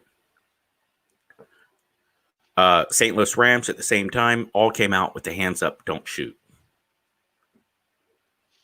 That's also political. Personally, I think honoring someone that's fallen isn't political. As long as you're not saying what their political ideology is or making any political statements. I think, as I said in the beginning, Ruth Bader Ginsburg, you know, she has lost her life. She served this country for a very long time. Wonderful person. I hope her family recovers and heals. It's not political. That's not pro-Democrat or anti-Republican. It's bitch is dead. She was a great, great fucking chick. We should honor her achievements. So yeah, police officer fucker's dead. Doesn't mean all police officers should be praised and police brutality is fake. No, it means, hey, one of our local officers died. Let's honor him. When the NFL fines the Cowboys for that, then they should have fined St. Louis for one of our locals was killed by police and we want to honor him. Wait a minute. Right. No. One or both. Like, it's none or both. None or both. None or both. Let's keep sports out of politics. And let's keep politics out of sports. No, actually, other than the Republican baseball game getting shot up, sports and politics might be a good thing because I really want to see Dan Crenshaw and Mitch McConnell fist fight for no reason other than I just want to see it. And yes, they're from the same party, but I still want to see it.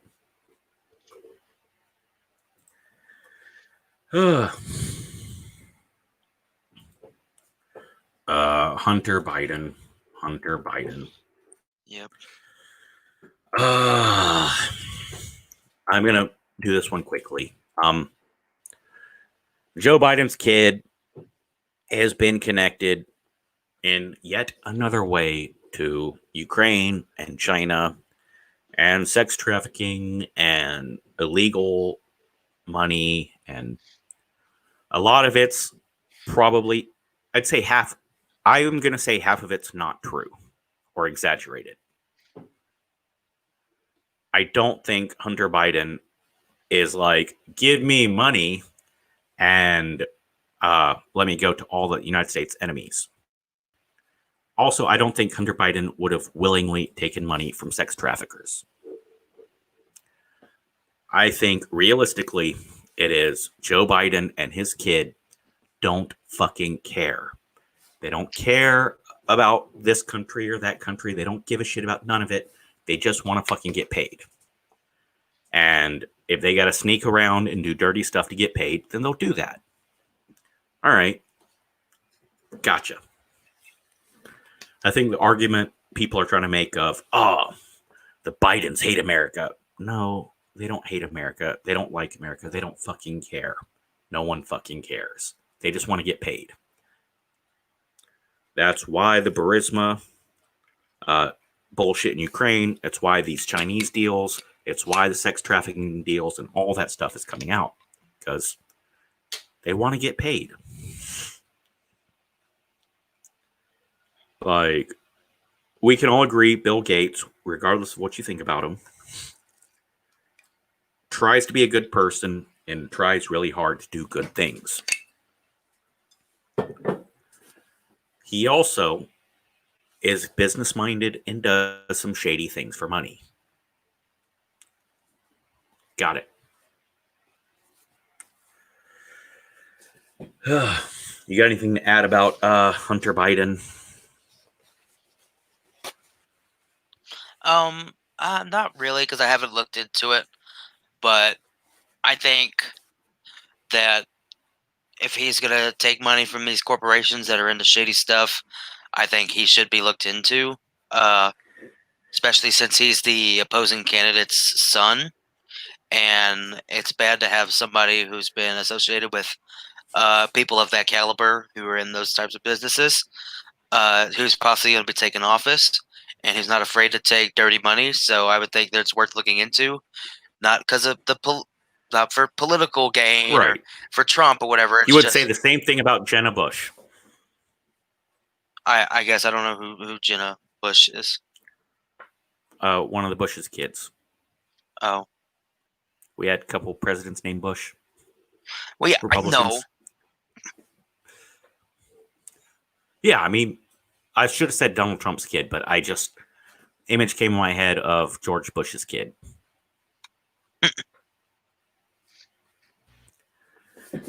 Yeah, if Ronald Reagan's kid was doing deals, we would want to know about it. Now, right, the kid making deal with corporations, I don't want to get too fucking involved.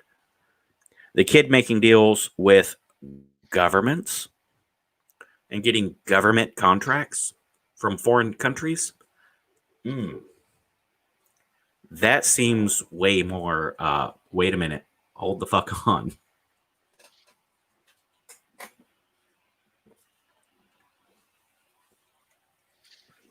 Yeah, I know you and me don't like to publicly do politics.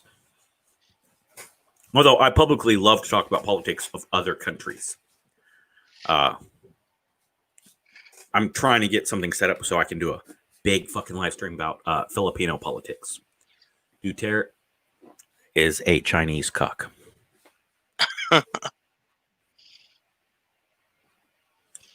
Just saying. Started out good, but then he made a decision on which way to go. Just saying. We ought to make Manny Pacquiao president. Yes. I'm sorry. They ought to make Manny Pacquiao president. No, it's got to be Jet Li.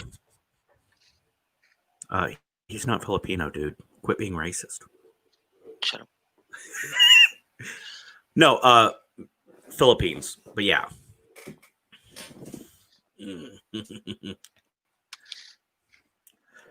Hunter Biden. I will say this, though. I believe strongly that presidents, congressmen, senators should not be allowed to own stock at all, nor should their wives, nor should their children.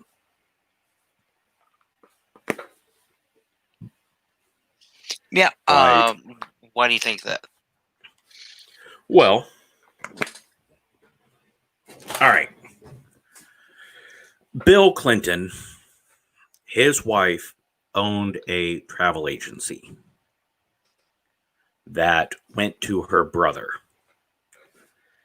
And her brother got a government contract, to be the bookers for Air Force One. Now, Air Force One, always been managed and maintained by, guess. Air Force. Yeah, that's what I was going to say. So suddenly a private business got $1.5 million a year to book flights for Air Force One. Oh, okay. Wow. And that business was owned by little brother Rodham. Hillary Rodham Clinton's little brother. Oh, okay. What the fuck? Wait a minute. Wait, that's shitty. That's wrong. It's costing us money. Like, people are getting fucking paid. That's a big fucking scandal. Right? Now, the news were not so biased then. So the news is like, boom, we got a big story. Travelgate. For people that aren't my age, you can look it up. Travelgate. Now, what happened was Travelgate drops, and then the next day, Paula Flowers drops. Paula Flowers was some political activist that Bill Clinton banged in a hotel room, and she claimed he pushed her into it. Gotcha. That's why I want the government employees. Number one, you should not be able to get rich as a fucking government, as a congressman. I want fucking term limits. I think 20 years is good. Once you reach 20 years in office, you cannot run again. So 10 sessions as a congressman. You're done. You're done. You're fucking retired. You can still run for president, and you can still be vice president, and you can fucking be on the Supreme Court. That's it. You cannot run for Congress or Senate after 20 years. How's that? Yeah. Which means senators will be limited to, 24 years? Congressmen limited to 20 years. Governors, most governors are limited to 8 years anyways. Yeah, sounds good. You do that, you cannot own stock, and your wife cannot own stock, and your kids cannot own stock. Boom. But that's not fair. They're not, hey, it's a sacrifice you gotta fucking make. I think we should treat Congress and the Senate and the presidency as though they're part of the military, because they are. If my happy ass comes across a congressman, even one I don't like, although Congressman blank blank and out of Georgia, I very much appreciate the coin. You, sir, were a gentleman absolutely badass. I did call you names because you hit on one of my soldiers. I call them my kids. If they're under me, then they're my kids. You hit on one of my soldiers. I called you a name, and you didn't fucking go after me for it. So, much respect. In the military, at 20 years, your ass is done. Unless you can meet certain exemptions, blah, blah, blah. But I don't trust people that get to make the exemptions as being able to receive exemptions. So, yeah, 20 years, your ass is done. Done. Done, done, done, done. You can run for governor, but you only get 2 terms nationwide. You can run for president. You only get 2 terms nationwide. And you can be appointed as a diplomat or what have you. Sure. I think that would solve a lot of these issues.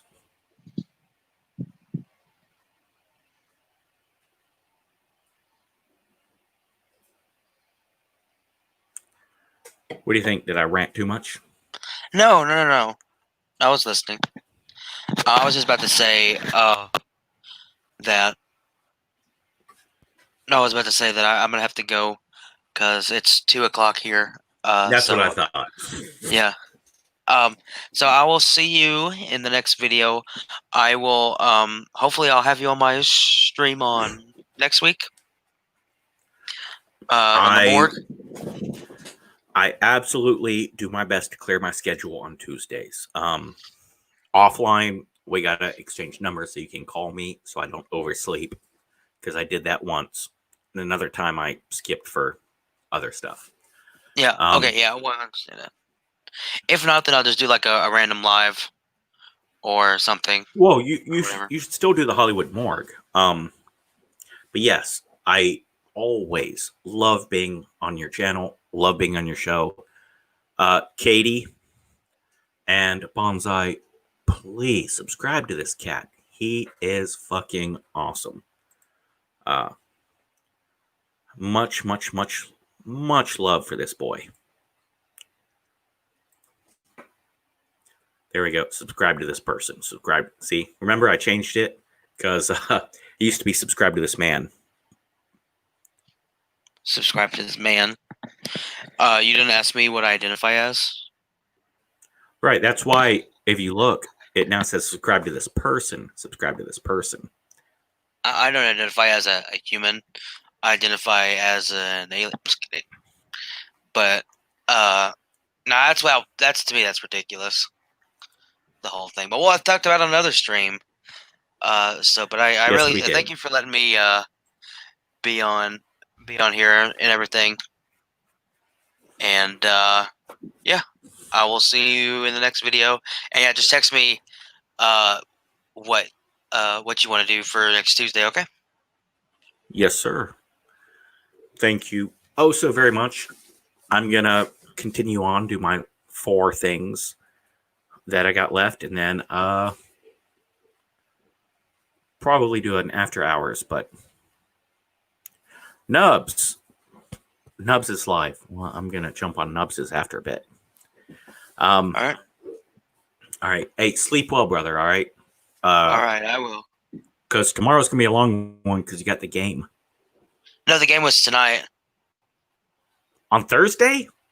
Yeah, everybody keeps saying that. Yeah, it's on Thursday. I don't know. It's weird. I thought you were talking about football. Yeah, it is football, but it was tonight. On a Thursday? No.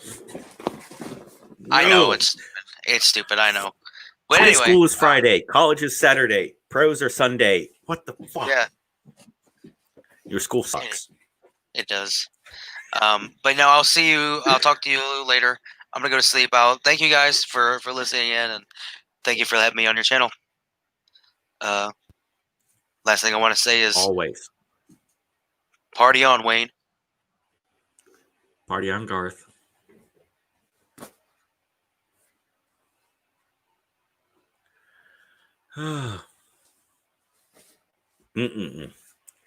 Man, I got a lot of love for Splatter. He's a good kid. For the record, I say kid. It's not an insult. I just looked and I got a message from one of my ex-wives.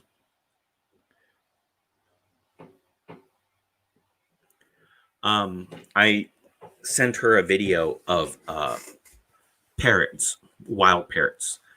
I'll see if I can find the link. So this dude fucking set up puzzles in the middle of on his fucking windowsill, right? Cool shit. Yep, found it. And it was just fascinating. So I shared it with my ex-wife, my mother, both my kids that I share with that ex-wife and whatnot. So it's not like I just say that because when I get a message from my ex-wife, I generally always check because it might be serious. But there's a link in the chat. Oh. Well, Periscope can't get it, so gotcha. Facebook and Tube of You should have gotten it. If not, I will share a quick moment of it. For parrots, and this. So this dude designed a little puzzle, right? And he set it up for parrots, and he, yep. I'm not going to show the whole video, but Maker's Muse. Check this cat out. So basically, he set up a fucking thing on his windowsill, and some parrots solved it. It's really cool. It's really interesting. Where is he? Where is he? Oh. He's there. Can't see him. I have birds. So I shared it with my kids and my ex-wife. My ex-wife sent a message, and it's like, oh, shit, gotta check that. Might be serious. No, she was just commenting on the badass video.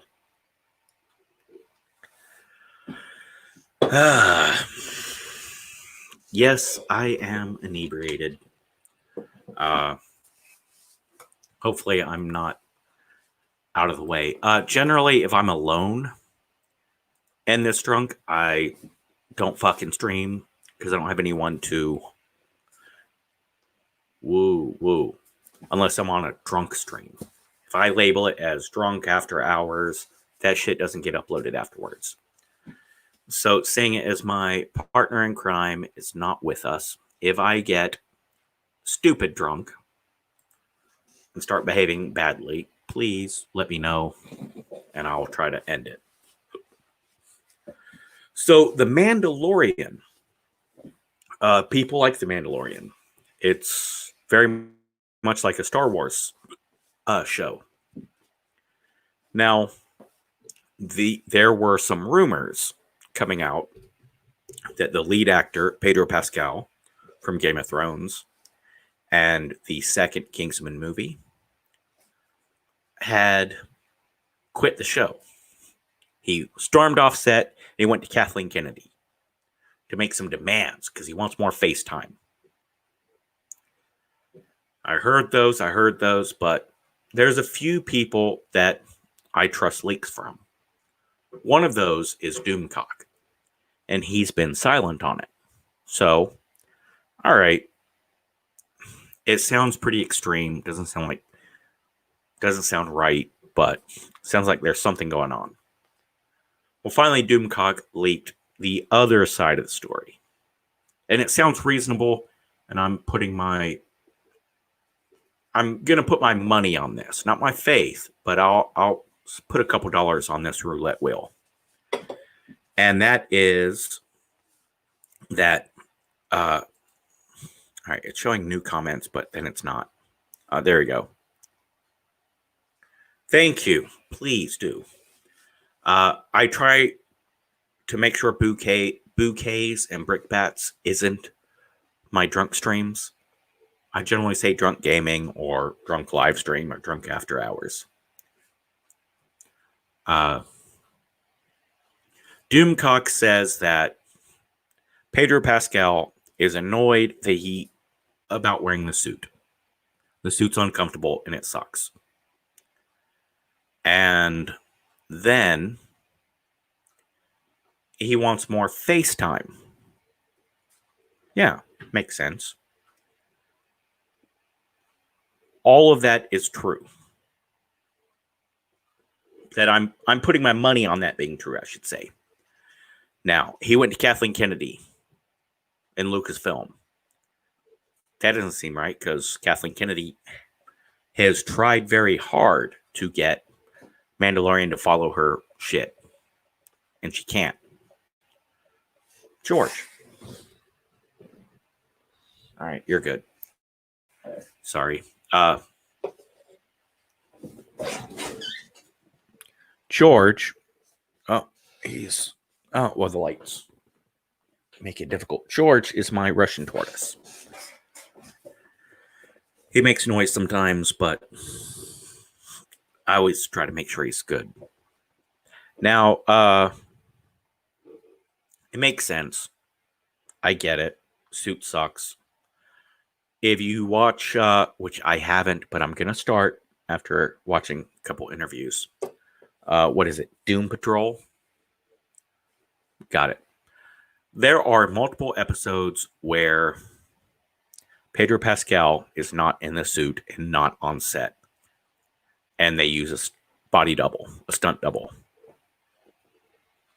And the stunt double is better at the combat and the action and all that. And I'm going to stand there or I'm going to turn my head. Pretty sure you can do that just as well. So, according to Doomcock, Pedro Pascal stormed off set after talking to George Lucas, who was visiting set. He was complaining about, I don't know why I need to be here. They can just use a stunt double. I can just use my voice. I hate this. If you're not going to show my face, then why do I even need to be here? I mean, the body double is better at the physical acting anyways. I mean, I spend half my time on set watching him film my scenes. This is stupid. If you're not going to show my face, why am I here? Okay.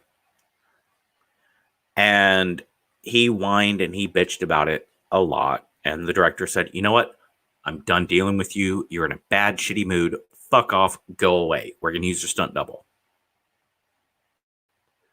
And then afterwards, he contacted the showrunner and said, yeah, why don't we just do that all the time? You know what? If that's what you want, if you're just going to be a little bitch on set and you're going to be annoyed, yeah, it absolutely makes no difference. So stay the fuck home. Come in, do the voice work. Yeah, we'll do that. Works for Doom Patrol.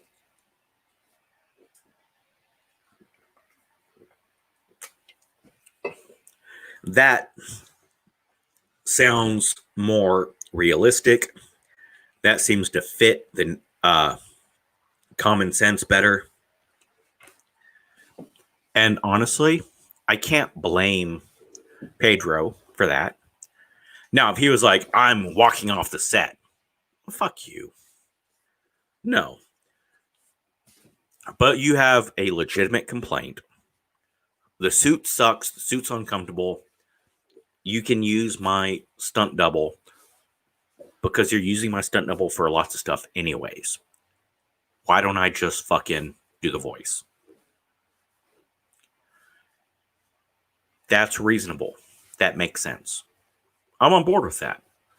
Because honestly, if the stunt double, his mannerisms while doing the non-combat scenes are going to match the combat scenes. Yeah, that sounds good.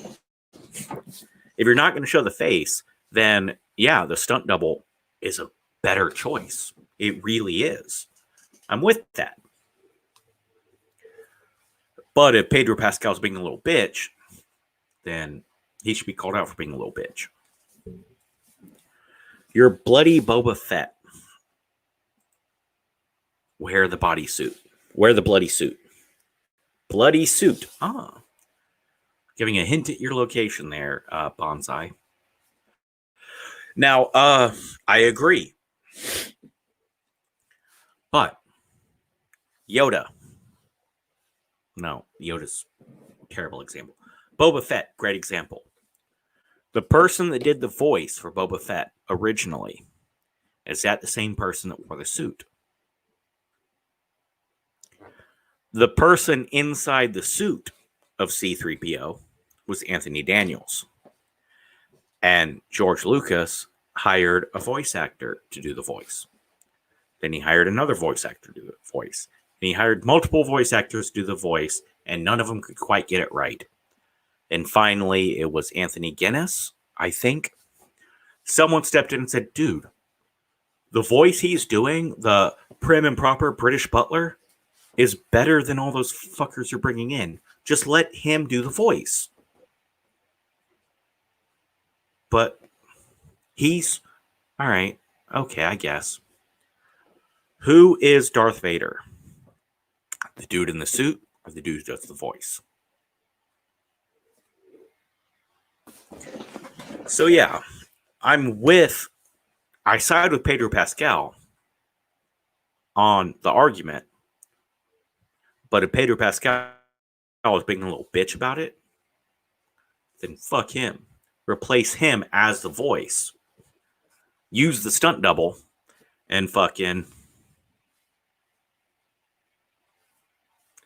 Exactly. James Earl Jones is in the Vader suit. Right. So yeah, if Pedro Pascal is being a little bitch about it, then fucking fuck off, Pedro. We're going to use a stunt double, and then we're going to hire a fucking voice actor from a fucking video game or whatnot, or one of the cartoons. There are some fucking badass voice actors out there that will be so much better than Pedro Pascal's voice. Because the argument of, why should I be in the suit? There's stunt doubles that do it better. True. Why should you do the voice? There's voice actors that do it better. But Brendan Fraser in Doom Patrol kicks ass. He just does the voice. Apparently, he's had some serious injuries and he can't do the physical stuff. And every interview, he talks about how badass the person in the suit is and blah, blah, blah. If Pedro can be like, dude, Mandalorian, yes, I love the show. The show's great. I absolutely do my best. But I got to shout out my stunt double because he is equal part. That's what should happen.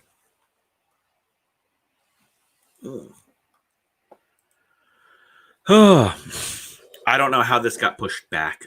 Should have been up there with my feature channel. But Stephanie McMahon, it was her birthday yesterday when I started streaming, or when I wrote this down. One of those.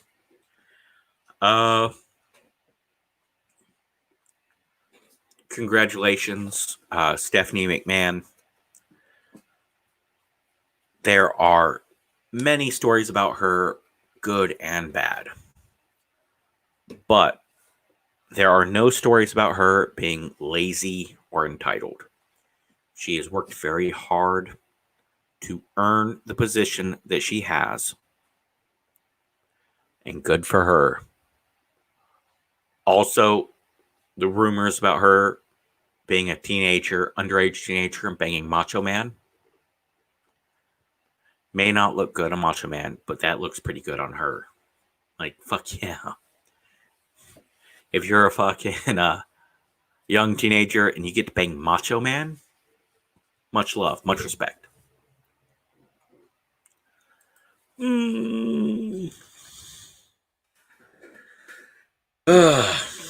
Alyssa Milano.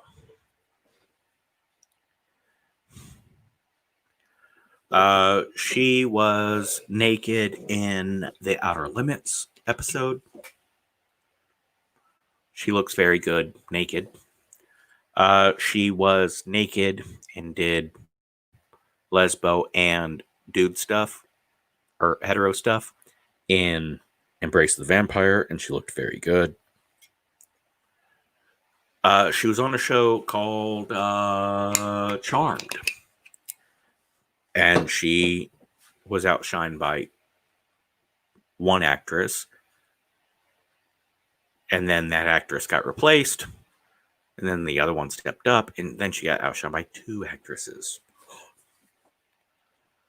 But anyways, she went on a big fucking tangent, and then another tangent, and then another tangent, and she is like, she takes credit for being the Me Too person. And then she says, believe all women. Well, I believe Tara Reid, but it's more important that we get rid of Trump.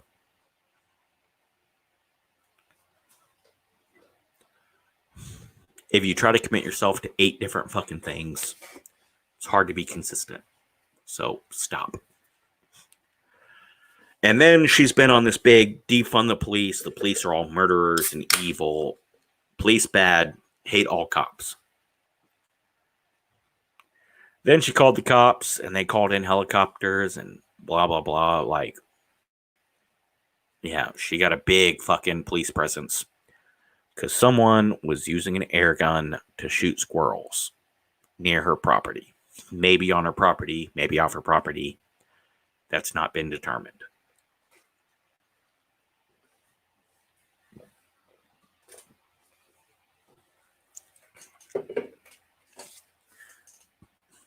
Well, her co-host has attacked her pretty hard.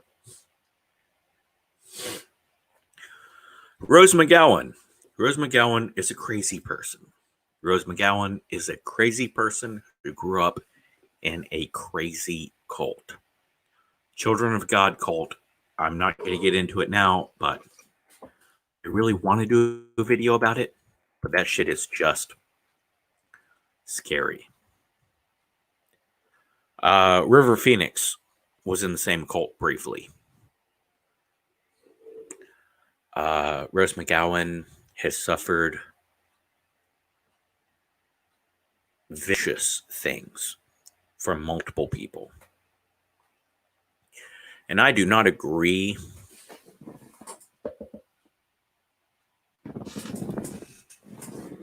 One moment, my apologies. Just want to check on George.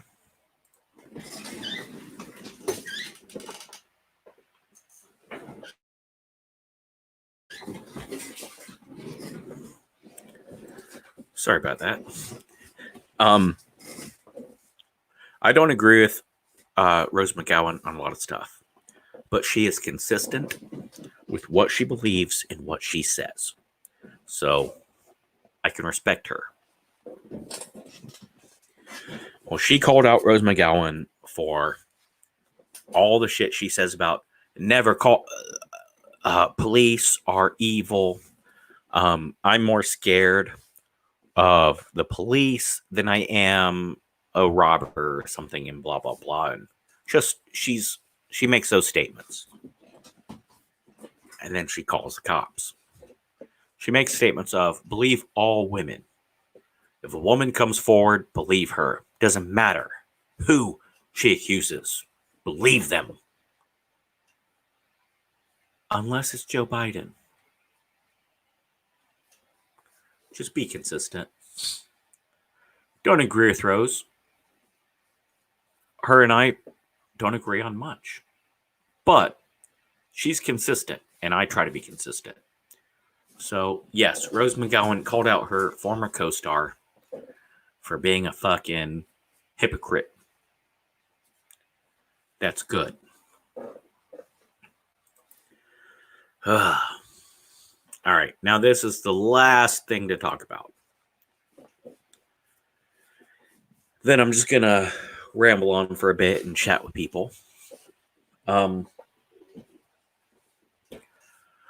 Louisville, Kentucky has some riots.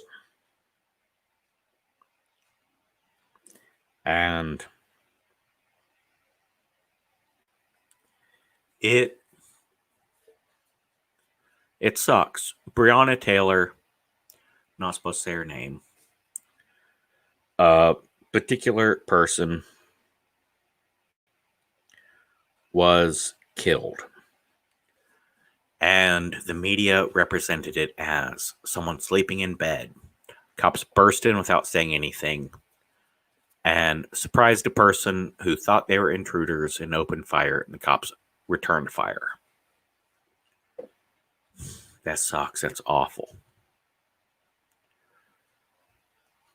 As evidence came out, that's not what happened. The cops knocked, presented, said who they are, and this is all on camera. This is verified government documents, all right? Not taking a side here. The fucking cops knocked on the door, said, "Hey, police." Boyfriend, who's kind of a shitbag, doesn't deserve to die, responded by taking a shot at the door. Cops kicked the door in and opened fire all willy-nilly. Cops are wrong. Wrong. They kill Brianna, who's standing up in the hallway. Innocent fucking person. Did no crime. Just standing there in the wrong place at the wrong time. Because some criminal was probably a good lay or sweet, whatever. She was romantically involved with a dude who had a warrant. That doesn't deserve death. She never should have died. Cops should have, when there is a fucking shot fired, in my humble opinion, they should have backed the fuck up. You know, you're looking at an apartment, right? Just move out. Get someone to secure the exit. Fucking get to where you're not going to be shot at, but no one can get out. And call someone in with a bullhorn by, "Hey, fuckhead, you can't get out of there. Why don't you step the fuck out and go to jail?" The other options are people die. Who else is in there? All right, you got some chick, Bree? Gotcha. All right, send her ass out. Send her out the front door. No? Oh, you're keeping her as a hostage. That's another charge. Send her out, or she's your hostage. Those are your choices. All right.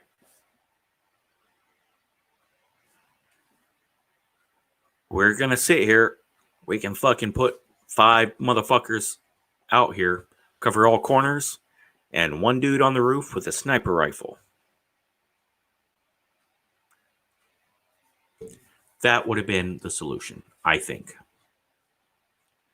Cops kicking in the door, overly aggressive. I think. Now, are the cops wrong? Cops are following orders, guidelines, shit set up. This is why we need police reform. We need the police to be less shoot a motherfucker and more we need backup, motherfucker. That's going to cost more. It means we need to get more fucking funding. Now, maybe the funding that goes towards buying MRAPs, tanks, and shit, if we just diverted that to hiring more fucking people, like for backup, then that might be good. And then in the event of riots, call in the National Guard. Gotcha. Maybe that's a solution. Maybe it's not. Don't know. But it's a conversation to have. Charging these cops with murder is not a solution. Charging these cops, no. I'm not on board with that. Now, they charged one cop for apparently he had a negligent discharge and fucking shot, and it went into another apartment. Gotcha. Thank you, Bonsai. Honestly, it's hard to follow it because all the fucking information that comes out is twisted one way or the other. Either the cops are heroes and Breonna Taylor deserves to die because she wanted to bang a drug dealer, or Breonna Taylor is an angel and the cops are murderers who popped in and killed her. There's a middle ground. She should not have died. Why did she die? Because they knocked on the door, said police, and boyfriend shot. Gotcha. What's the best response? Procedure is kick in the door and kill the dude shooting at you. Well, that resulted in Breonna dying. Maybe we should have a better solution. I mean, I gave one, but dude, I'm just some drunk guy on the internet.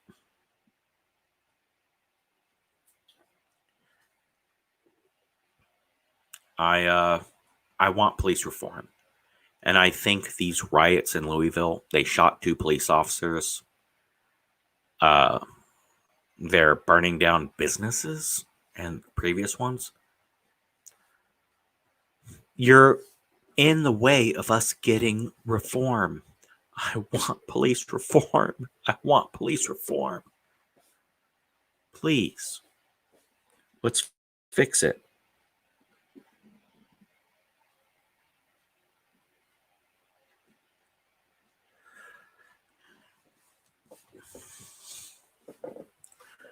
All right, so that was my last news story.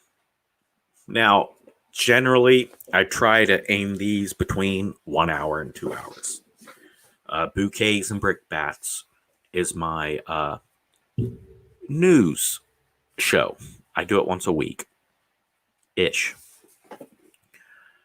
I hope after the election I can increase it to 3 times a week.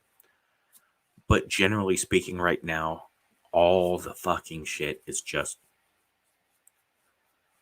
election, riots, corona.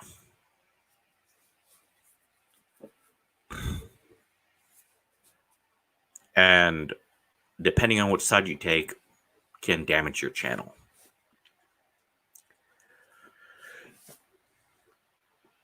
It seems batshit that I am not aware of another channel that covered elephants dying in Botswana. Like that matters to me. It really fucking does. Why is no one talking about it? Because it's not Trump. It's not Biden. It's not BLM.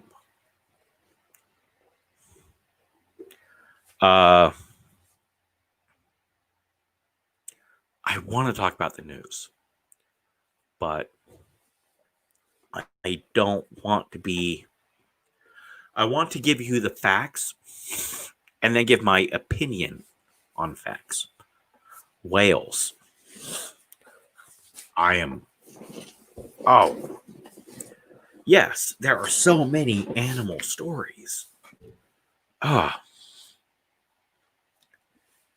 So hopefully after the election, I can do a 3 times a week news story.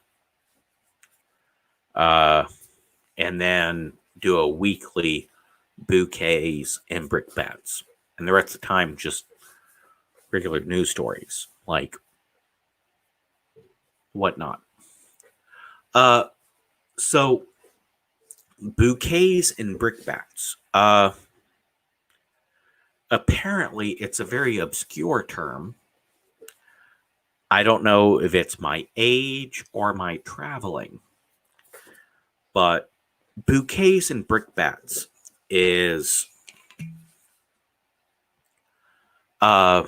bouquets are a bunch of flowers. A brickbat is a brick that you use as a bat. Basically, you pick up a brick and use it to fucking club someone or whatnot. Yeah. So bouquets and brickbats, it's alliteration, BB, and it is compliments and bitch slaps. I briefly thought about bouquets and bitch slaps, but there's already a term for it. So I'm going with bouquets and brickbats. Now, it's obscure enough that maybe, when people Google the term, I will come up. Maybe. Still new at it.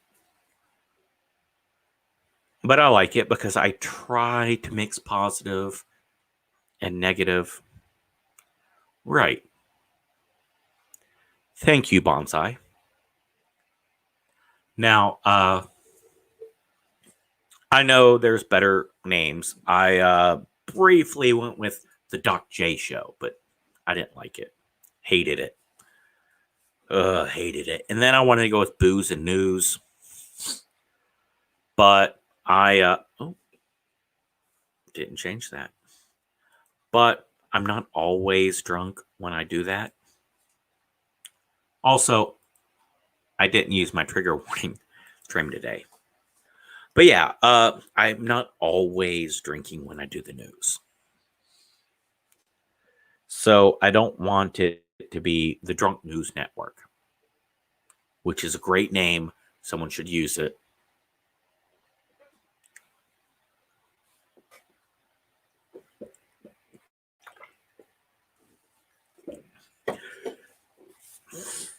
Now, Bonsai, you watched me on Splatter stream. I was sober. I do lots of stuff sober.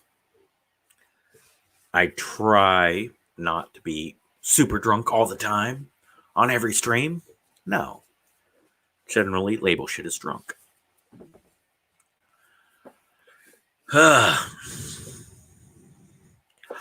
Art. Dude. All right. Artie.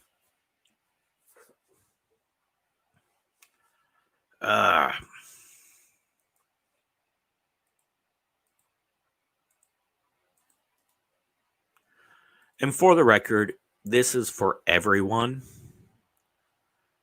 that wants to, but Art, I talked about your channel earlier. I know you may have to dig up, but I sent you a link, the StreamYard link. I sent it in the public chat. Anyone wants to click on it, fucking do it. Doesn't mean I'll approve you. But brother, I don't fucking Artie. I don't know how to fucking pronounce your channel name. So, by all means, please join. And also, Bonsai, the invitation is always there. Diet Pepsi, Diet Mountain Dew. Diet Pepsi changed their sweetener formula.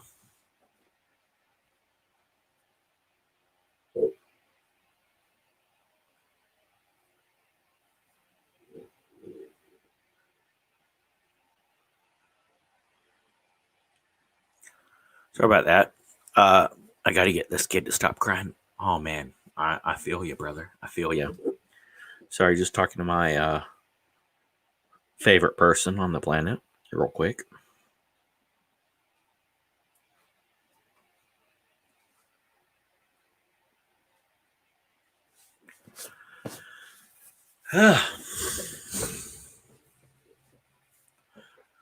So I was gonna wrap this up, but gonna do a quick side rant with hopefully my boy Art. Seriously, this is fucking really cool that he's on there. I'm a little starstruck. Bonsai. My mother is diabetic. Actually, my mom, dad, brother, 3 out of 4 grandparents, a lot of diabetic people in the family. So it's been diet stuff for a bit. And it was always Diet Pepsi, Diet Pepsi, Diet Pepsi. And then suddenly, Diet Pepsi's terrible. What? Pop in to visit, like, oh shit, they're at Diet Pepsi? You want me to run somewhere to get you some Diet Pepsi? Because what not? No, Diet Pepsi's terrible. You've been drinking Diet Pepsi for 20 years. What the fuck? It's different. They changed it. They didn't fucking change it. They changed it. It's different. So I looked it up. And yes, Pepsi changed their artificial sweetener. So did Diet Coke. Apparently, everyone but Diet Mountain Dew changed the artificial sweetener. They went from aspartame to phenolactylene or whatever.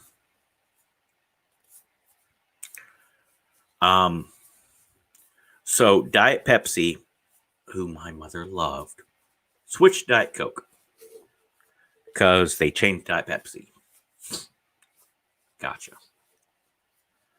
I switched to Diet Mountain Dew because, as I mentioned, diabetic parents, all my siblings, all my parents, 3 out of 4 grandparents, one of my kids, like fucking diabetes. It's right. It's here somewhere. It's around here somewhere. It's waiting to fucking pop out. A lot of people hit it in their 30s. Well, I'm aiming for the 50s. I hit the 40s without being diabetic. Makes me the oldest at the moment. That's not diabetic. Now, I cut all sugar out. All sugar out completely. Now, I'm not assuming anything on your end, but a lot of people with the diabetes, they start out with super fucking low blood sugar. They're fucking hypoglycemic. Okay, cool.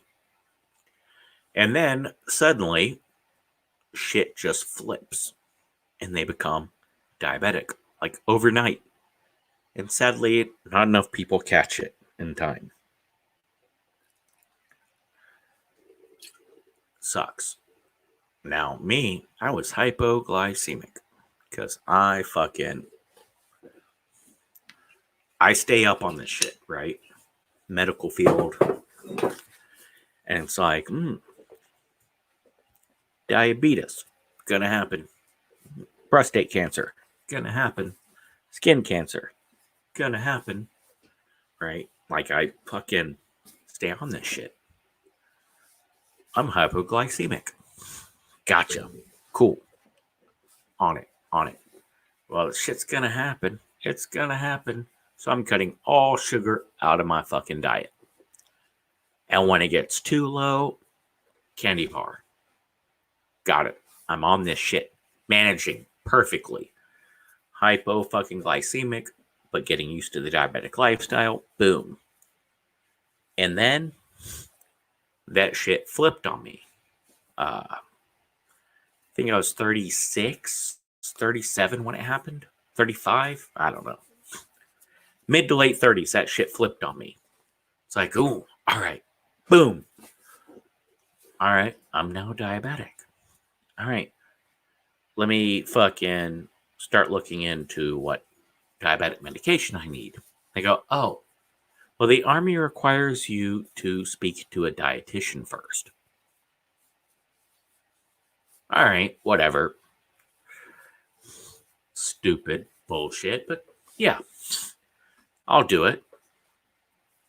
Tell the dude everything. He's like, oh, you might not be diabetic.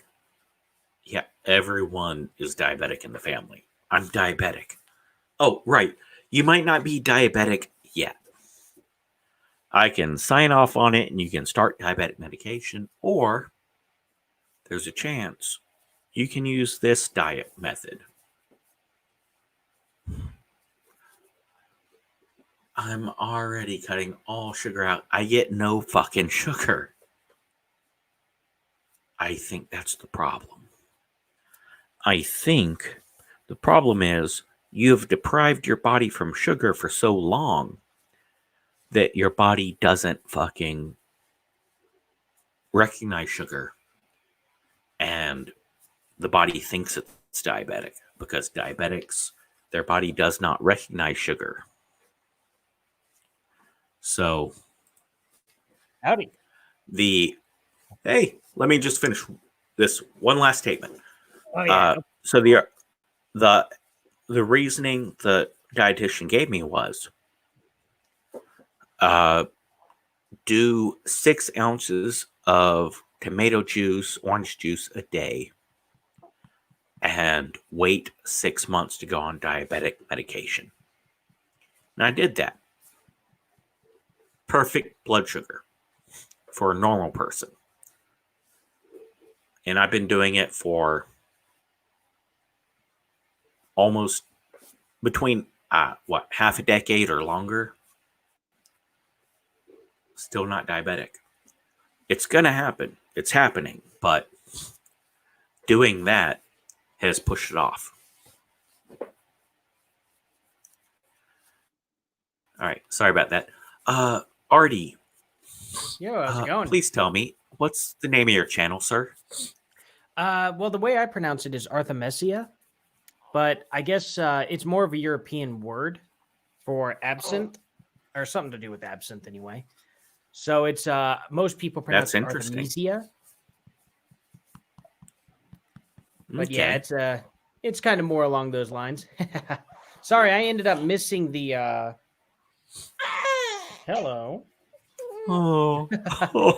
I ended up missing the part about me. I had just ended up seeing that comment and I was like, oh, cool. Right. I'll check it out. And I wasn't quite able to find it, but I figured, hey, I'd come in here and listen anyway.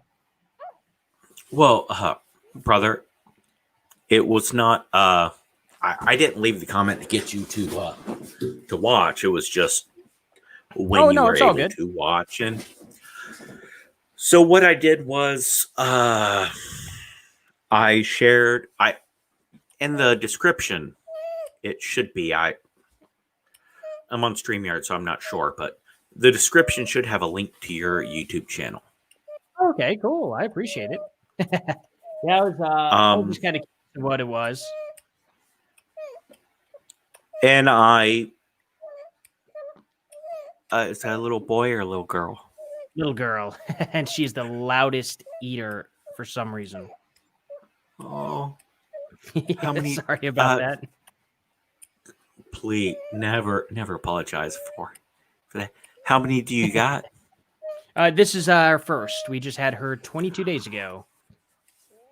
Holy shit. Oh, dude. Oh. She is adorable. Oh, she is. The hair. She's got just enough hair that your wife, or the mother, had some indigestion, right? Oh, yeah, badly. This kid had way more hair when she came out of the womb. A lot of it's fallen out. Right. Baby hair and all, but man, did she have a head full of hair. Taken right after her Alan dad. Alan B is congratulating you. She has a little boy. Well, not congrats. Little. He's old. He's like first, second grade now, but She wants see, a that's little girl. whenever I started becoming trouble, so good luck. That was a little punk. Oh, your little boys. Little boys are Sweetheart. little boys are fun. Little boys are fun, but man, I got into so much trouble. He's a little boy, but he's like a little girl. He's so sweet and loving and affectionate. Yeah, he is. See, I was 4 years old, and apparently I jumped out of the bathtub and took off running. And my mom was trying to catch me. So I ran into the living room and like I took a leak on something, and my mom was really irritated. And like I was running around and she was going in there and she went back up into the tub after taking so long to clean it up. The tub was cold, so she was reheating it. And I ran right up behind her and shoved her right from behind and right into the bathtub. So that was my mom's day. Putting up with me. Oh, I was ornery as all hell. I was awful. One story I've heard my whole life was because my parents are the most open-minded, closed-minded people on the planet. I definitely understand that. One story I always hear, because my mom shit out my brother when she was like 18. Her birthday is December 13th.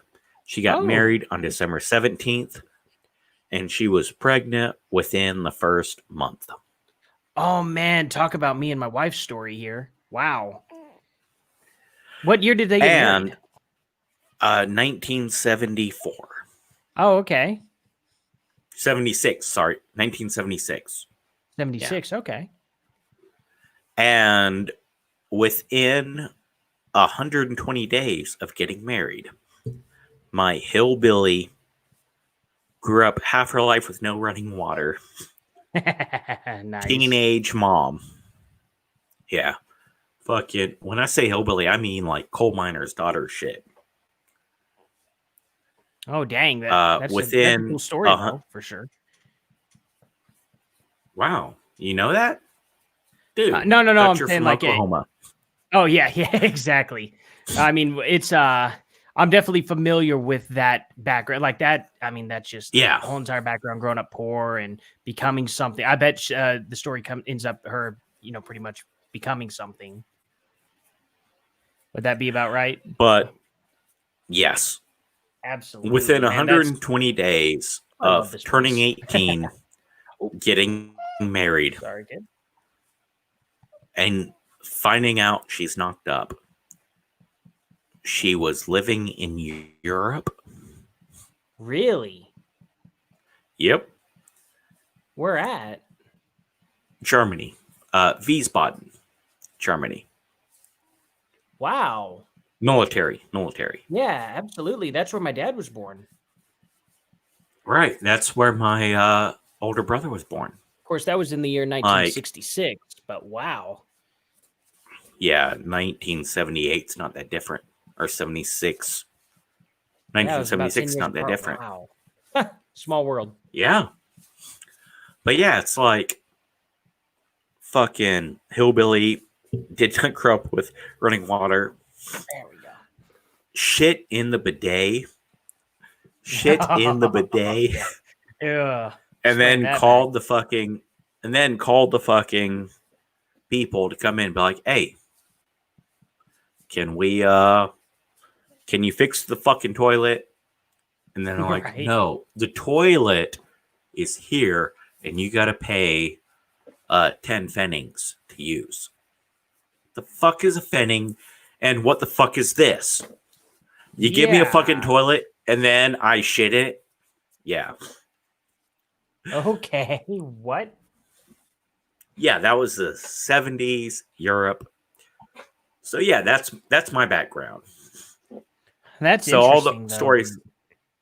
I couldn't imagine having to pay for a freaking toilet. That's almost infuriating. I almost find it to be a human right to be able to take a crap in public. You know what I mean? Like, yep. Oh, that's crazy.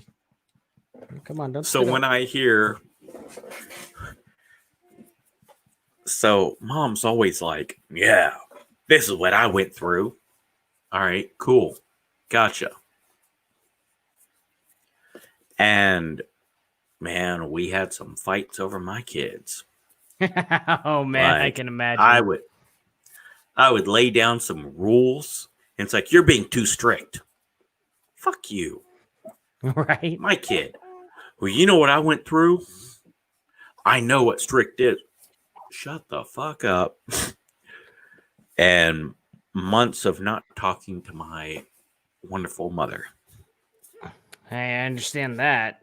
Luckily, we're not at that point with our parents. Our parents don't really seem to want to intervene that much. They want all the spoils where they spoil the kid and then they don't have to deal with any of the consequences. That's where they're at. That's what I keep hearing. I hope I can be half the grandparent my fucking horrible fucking parents are. Because man, my fucking so I'm like 40 fucking, I'm hitting 40 and my kid's like, I'm not of the straight variety. Gotcha. I'm all scared to talk about it. Like, oh, because your mom and your other dad and your grandparents. No, Right. They're Democrats. I'm worried because, you know, your mom and dad are Trump supporters. It's like, oh, you don't got to worry about that. Shit, no. Fuck, Right. no. Exactly. Dude, we were in Europe. We don't give a shit about any of that. Consenting adults are consenting adults. Dude, do you know how many times I've had fucking drag queens over to family dinner? What do you mean? Huh. When I was in college, my roommate was a drag queen. My roommate was a homosexual. Yeah. I would say homosexual, but he had this weird rule because homosexual became a meme back in the early thousands. So he made every dude say "dope" before he would. So yeah, that's why he's a homosexual. I love you, Jamie. I love you, but that's still weird. What, Just 13 really years very later, much still weird. Homer. But like, dude, my parents have had drag queens, and come on, it's me. It's my parents. We are the most open-minded people you'll ever meet. But we're also the most closed-minded assholes who will crack down on random things and explain it. But will never come down on race, religion, or sexuality. Because the one time my parents cracked down on religion, I went 7 years without speaking to them. I understand that. I missed a couple fucking funerals. Yeah, my parents are Protestants. Dad is Church of Christ, where you're not allowed to have, and I could say the name wrong. Dad's was raised in a church where you can't have music or singing. You can have singing, but no music. Because send a joyful noise unto the Lord means no instruments allowed in church. Oh.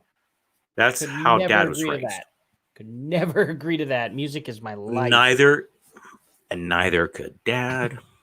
And Dad has not been to church other than weddings or funerals since he was 14 years old. I understand that. Man, that's brutal. My mother was raised in a church where they made TV shows about it. Where you go and you grab a snake and you hold it up and pray to Jesus that it don't bite you. That's a nice gamble. All right. Yeah. Screw that. I'm not trusting. Right. Oh man, yeah, screw that.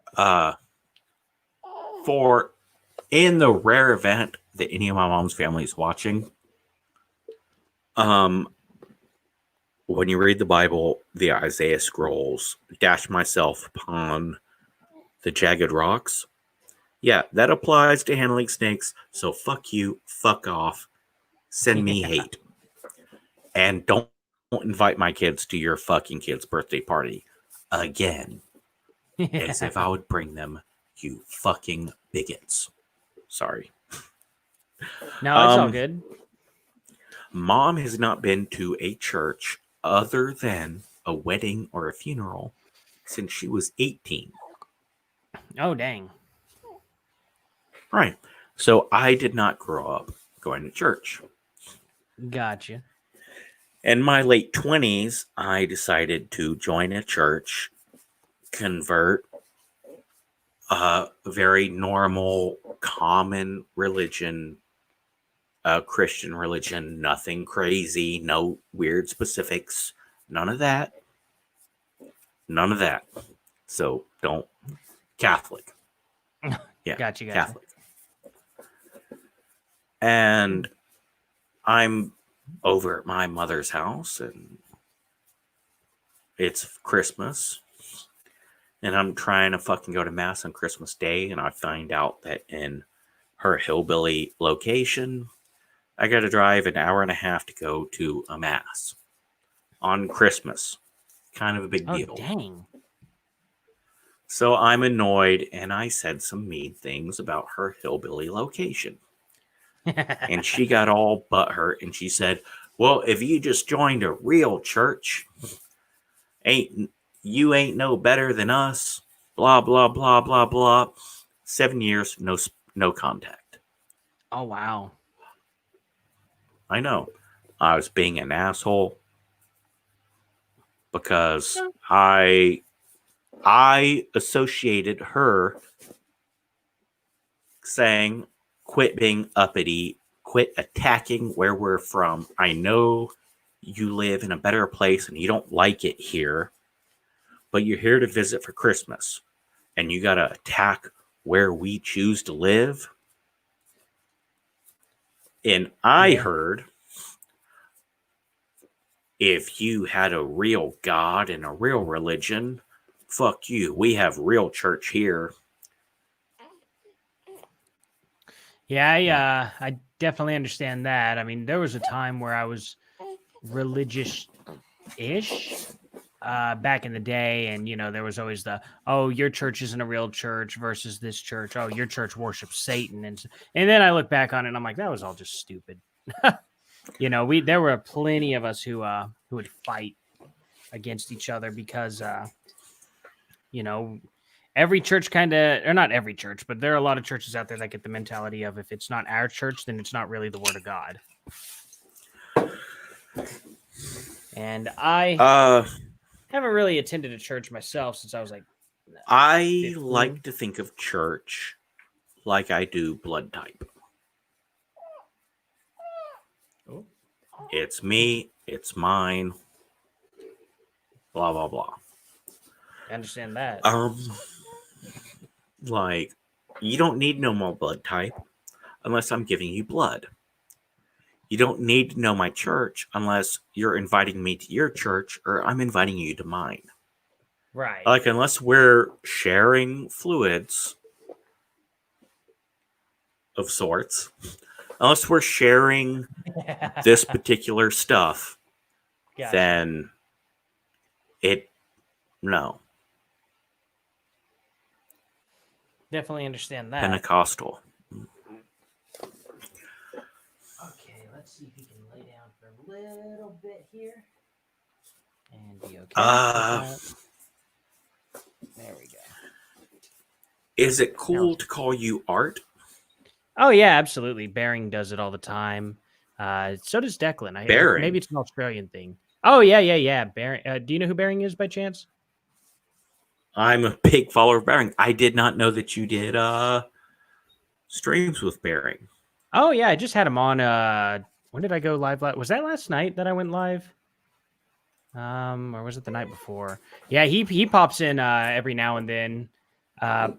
Yeah, Bering, I've known him for a couple years now. He's a really cool guy. Uh-oh. Yeah. She's mad. Okay. I'll whoops. Okay. Come here, kid. Okay, can't sit her down yet. She's not happy. So, do you know who Declan Black is? Yes, I'm a follower. Oh, you are a follower of Declan. Okay, Declan and we have been buds for a while as well. I was going to say he's that on video your you posted- stream sometime. Oh yeah. Declan, he's on stream quite often actually. Me and Declan, we usually play video games together. He's been gone for about a year. Complications that I really probably shouldn't mention, but it's all family oriented, personal stuff. But he came back. He uploaded a video, 2 videos actually. He's working on a couple more, so everyone that is a Declan Black fan can look forward to much more from him. Kid, that is not a nipple. You can't be doing that. Jeez. But what I have found in the past, she's so perfect. What I found is when they go digging for a nipple as a dad, take your hand here and drop a pinky down, right? Yeah. And they'll kiss on it, they'll suck on it. And a lot of times that's what makes them go to sleep because they're not hungry. They're just used to it. Absolutely. Yeah, I need to grab her pacifier. I forgot it in the living room. She's been fussy. I think it's because of all the gas in her. She's been gassy lately. Before you bounce, brother, I think we've hit the... Here we go. I want one. I want one so much. I think we've hit the news event. If it's okay, I'm desperately begging. I would like to end this stream, go urinate, and let you go do your thing. Then I'm going to start my drunk after hours stream, which does not stay up. It gets deleted. Gotcha. And beg you to join me for after hours stream. Yeah, I mean, it's a good possibility. Depends on whether this kid lets me or not. Right. I also did just get off work, and I'm going to have to work 3 12s in a row after this. But I should be, I'll be actually more available on Monday to do stuff like that. Whoa, okay. Yes, I know you. You're either going to want your pacifier or your bottle. And I guess we'll figure out which one. But yeah, really. Look at. Man. Oh yeah. She is so perfect. You can't latch on to anything, kid. I know. In the event that you can't join me for my after hours stuff, while describing your channel, also I said you have a more conservative. I said you have a conservative leaning, and you jump into politics more than I do in my stuff on my new stuff. Ooh, hopefully that's not insulting that I... Oh, she is so awesome. Come on, kid. Also, I said I suspect that you are Native American, but you might be Hispanic. And I know Native American, that's yes. offensive. I know it's offensive. No, not at all. But your location and Hispanics whatnot. are Native Americans, to be honest. I mean, they really are. They are watered down Aztec and Apache. Oh, that too. Come on, kid. Come on. It's okay. Get you more bottle here. But yeah, the second thing I talked about was Native Americans in the live stream. Oh, okay. I'm gonna have to go back and check all that out. For sure. I'll definitely be doing that here soon while I'm feeding this kid. Oh, it's not that entertaining, sir. It's not. Oh, I mean, I definitely would Lots like of to see lawn the perspective. rambling. But Yeah. yeah. Yeah, brother. Go do your kid thing, and I'm gonna again, Alan, beautiful, fantastic Alan said, talk more about your channel. So why don't you do that? Tell me about it. Okay, I appreciate it. More or less, my channel is more about giving my opinions on things more than it is to get right down to the nitty gritty of deep diving in fact. I would like to get into more deep diving in fact checking and stuff, but I'm just not quite at that moment yet. So it's more of an You got a kind little of an one. opinionated rant. That too. Absolutely. She takes up a lot of time. But more or less, I'm actually I wouldn't really consider myself conservative. I'm actually a left-leaning libertarian, and I was. Let's put it into perspective here. In 2012, I voted Obama. In 2016, I voted Gary Johnson. And because of how insanely crazy the left has become, I'm voting Trump this year. So more or less, I voted Obama 2012. I voted Trump 2016. Gotcha. Absolutely. But I so love you Gary had Johnson. Gary I'm Johnson from New looks Mexico. cool. I'm a New Mexico kid. Oh, nice. He would be. I wish he could be governor again. I just wish he could be governor for the next 20 years because the current governor. Yes. I understand that. What state are you in now? Still New Mexico or? No, I am. I went on vacation. I sold my house in New Mexico. Went on vacation before I relocated in New Mexico. Wanted to spend some time with family. And the Wu Flu beer bug hit. And I've been stuck in Kentucky for a while. Man, you could get some on the ground reporting going on. I want to. I need to. I just need a car. I have a sibling that is an officer in that location. Oh, tell them to be careful, man. That's scary. That makes me want to not get overly involved because, could make him look bad or something. Right. Me doing stuff, I'll face the consequences. I don't like other people facing the consequences of that. Right. I definitely understand that. Especially for his safety right now, man. People are crazy.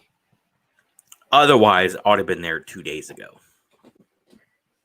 Yeah, I definitely understand that. Yeah, I'm pretty close to well, not super close, but I'm pretty close to New Mexico myself. I'm in Oklahoma. Yes. And love it here. Sorry, I outed you for that. No, you're fine. I said you are. I said you're a Native American in Oklahoma, but you might be Hispanic. But I don't know why I should even bring up your race. Oh, it's all good. I mean, I've brought it up. I'm a proud Native American. Not that it's super important to even. Not that it's even super important to be. One race or another, but we have fun. Especially, it's just a fun fact. Native Americans have a lot of fun on alcohol. I have a full-blood parent. Oh, fantastic! That's really cool. That wow. Even living here in Oklahoma, you don't see too many full-bloods. Well, I'm not full-blood. I'm half, but. So mom had one parent from one tribe and one parent from another tribe. And then my father's of Scottish descent. And me, I wasn't raised Native. I wasn't raised I did not come across the reservations and be involved until I was in my 30s. So it just feels like shitty to say I'm half. No, I'm just a mutt. I understand that. I am half as well, though. Half Irish, half Native American. We don't know our Irish side very well at all. The Native American side's really the only family I've known. But yeah, my wife, she's has her family owns like 22 acres, I think, on Seneca Cayuga reservation land. It is gorgeous up there, and whew, there's some communities up there that are very incredibly poor, but they just have a little cabin that they built out there that's secluded. There's not. I don't even think the thing's on an address. I think it's just legit, like out in the middle of nowhere. Like it's hard to find, but it's super neat. If you ever truly wanted to feel like you were in completely isolated, man, that is the place to go. It's awesome. It is truly a getaway where you're like, I'm tired of people. Oh man, you won't see people for miles. Like it's beautiful. I love it. I And the feel night you. sky. That's Oh, why I man. moved to New Mexico. Absolutely. Oh man, New Mexico's. I mean, what's great about it? See, Oklahoma. The problem with Oklahoma is you don't get to see as much sky because there are trees just everywhere. I would love to see a much Right, bigger but open sky. you get the same skies that I got, Mm. but you had forests to block Oh, yeah. some of it. But yeah, man. All right, man, I could turn this in. I hit the 3-hour mark. I'm going to end this stream. I'm going to urinate. You give a little love to your baby. Yeah, And then I'm going to absolutely. start my drunk after-hour stream. And I desperately beg you and Bonsai to join me. Alan, We'll see if I we gave up can. asking her. It But really does depend on. Oop, right. keep her up, man. She's been having gas problems, so I'm gonna have to probably attend to her more. And the wife is gonna be. You needing like some Led help here Zeppelin? soon. Oh, absolutely, absolutely. Black love Led Dog. Zeppelin. Black Dog. You know Black the Dog? Song? Yes, the Or song. the band. Oh yes, the song. Absolutely, it's a good song. 2 out of 4 kids responded to that for burping. Really? Oh, Because gotcha, it's got enough pauses, right? Okay. Huh. I'll give that a shot. Now, I'm not saying that's the solution, but Bee Gees is the CPR song. Absolutely. And Man alive. Oh, you might be EMT certified. I am. And well, not EMT certified. I'm a CPR certified for my Right. job. Gotcha. Close enough though. So yes, Bee Gees is the CPR song, and for me, Black Dog is the burping song. Gotcha. I'll give that a shot. But absolutely, yeah, All I right. better go get this kid's pacifier and cool this room down now. Man, it got hot in here real fast. Adventures with Nubs, you jumped in right at the end. Bonsai, thank you. Love you. Art, I could get a little. always welcome. Always welcome, sir. Hey, I And appreciate it. Alan, darling. All right, I'm going to end this, hit the potty, and then do the YouTube only live stream. So all of those that are watching on Twitter and Facebook, first, you need to subscribe to Arthemesia. Yeah, it's pretty close. Just say it for me, sir. Well, I don't know that I have the correct pronunciation. I say Arthemesia, but Bearing and Arthemesia. say Arthemesia. So I don't know which one's Don't right. care. It's yours, Arthemesia. Gotcha. Absolutely. Subscribe to this dude. He is my featured channel tonight. If you can't figure out how to spell that, go on my YouTube. You should be subscribed to me, Twitter and Facebook people. But jump on that and look at the description. Click on the link. This boy will teach you some stuff. I don't know about so very teach. much for joining me, sir. Thank you very much for having me. I appreciate it. And I gave you a sub here. I didn't know you were doing this, so this is super cool. Yeah, I'll definitely be checking this out a lot more often. Dude, I'm not nearly as big a channel as you are, I don't think. No, I think you are. I think I'm not sure who has more subs. I think you have 4,500, right? But yeah. Yeah, Absolutely. I'm 4,600 plus, but aren't you like I thought you were like 130, 140. Oh God, no, I wish. That would be amazing. No, I'm only like 3K. Guys, how the hell? Come on. Give this. If you're subscribed to me and not subscribed to him, then you're failing. Come on. And I appreciate Come it, on. though. This dude is like Timcast with slightly less production value. Come on. Give this boy some love. Just had a baby. A very All right, cute so baby. yes. I'm not going to comment on the attractiveness of his wife, but the baby is gorgeous and he's okay. So his wife, true. probably a hottie. Hot, without a doubt. Without a doubt. But, this all right. kid gets most of her looks from her mom. Potty time, baby time, and then for my regular viewers, drunk after hour stream. That's when everything gets spicy. Well, thank you very much. You have a good night, sir. Sir, thank you. Oh, no problem at all. Have a wonderful night. And thank you for not striking me for bragging about your channel. Oh, no, man, I would never strike anyone for even showing most of my videos and stuff. Like, the only time I would strike someone, there's only one rule. It's just someone rips my video and just re-uploads it. That's the only time I'm going to do that. If there's someone commenting about my videos, then I'm not going to strike them. That's fair use. My only rule is don't fucking dox me or my co-hosts. I understand that. Dox me, dox my co-host, I'll fucking come after you. I mean, yeah, absolutely. Absolutely. But yeah, everyone is free to copy and upload all my stuff because I made... Actually, this is the first month I made over $100 off of YouTube. Oh, nice.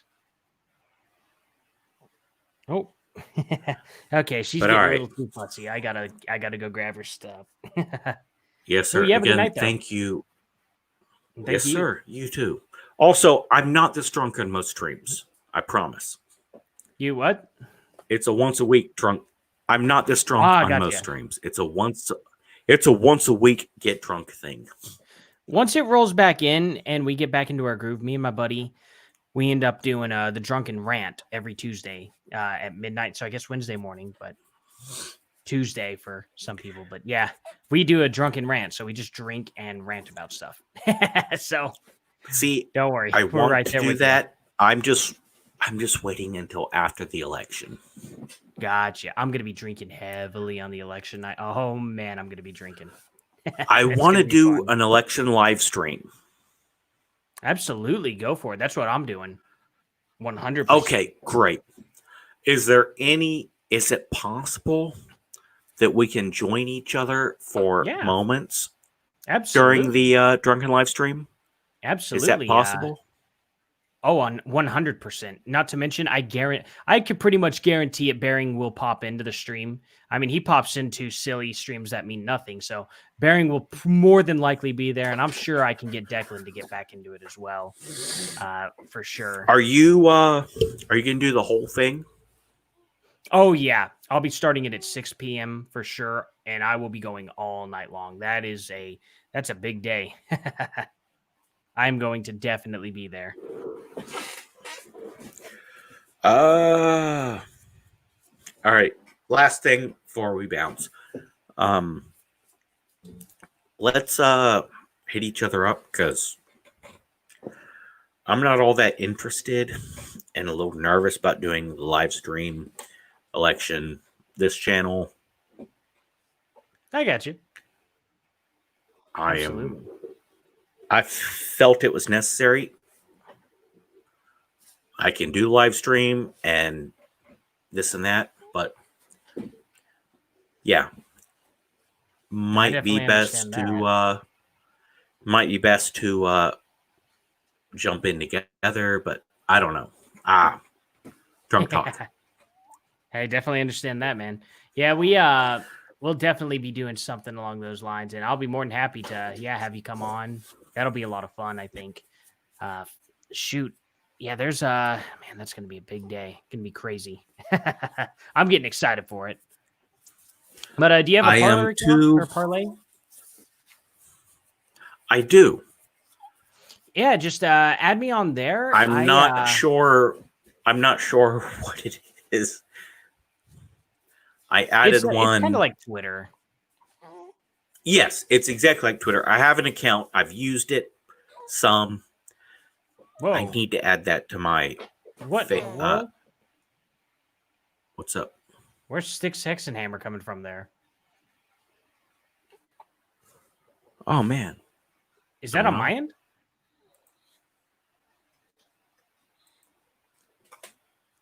What in the world is going on? Okay. Well, never mind. I was wondering where that was coming from. Just out of nowhere. All right, he popped up. Mostly peaceful riots in Seattle. Gotcha. The first presidential debate. Gotcha. Coronavirus travel restrictions. Got it. What are you talking about for Styx? Oh, I clicked on Parlay. I guess all of his videos started playing all at once, so there was like 7 Styx voices playing all at once. I was like, "What is going on?" Okay. I was like, "This is," but, yep, this baby just pooped her pants. So nice. I definitely have to go change her because she's been. All right, let's link up for the election stream. Let's do our stuff and Bonsai, Nubs. Yeah, absolutely. Art.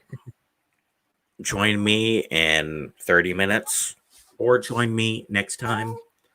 Yeah, absolutely. I will keep harassing you in your comments. By the way, you gave me some hearts on the Twitter. Oh, did I? Bonsai. Yeah. I'm not Twitter. You gave me hearts on my comments. I commented on your transgender debate. Oh, yes, conversation. Yes. Gotcha. Oh. Not a debate. It was a... See, I talked about that in the video. Oh, okay. Absolutely. I'll have to go back on that and watch that. Yes, sir. Yes, Bonsai, you're giving your location away even more. Once, I guarantee, when I hear your voice, I can pinpoint exactly what part of the island you're from. Yeah. All right, Art. We're going to end this. I am 13 minutes over time. Thank you again, sir. And may I pretty please ask what the beautiful, perfect specimen's name is? Kyrie. You don't have to say. Kyrie. Mm-hmm. Kairi. Oh, Kiri. Sorry, my pronunciation saying the name. I got a kid, Sera. So I feel you on that. I understand that. Yeah, Kyrie, it's Japanese for ocean.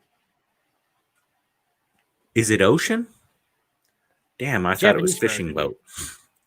Fishing boat? I understand that. Close it's also enough. from a game called Kingdom Hearts, which is super cool. Oh, one of my kids loves that game. I'm supposed to try it.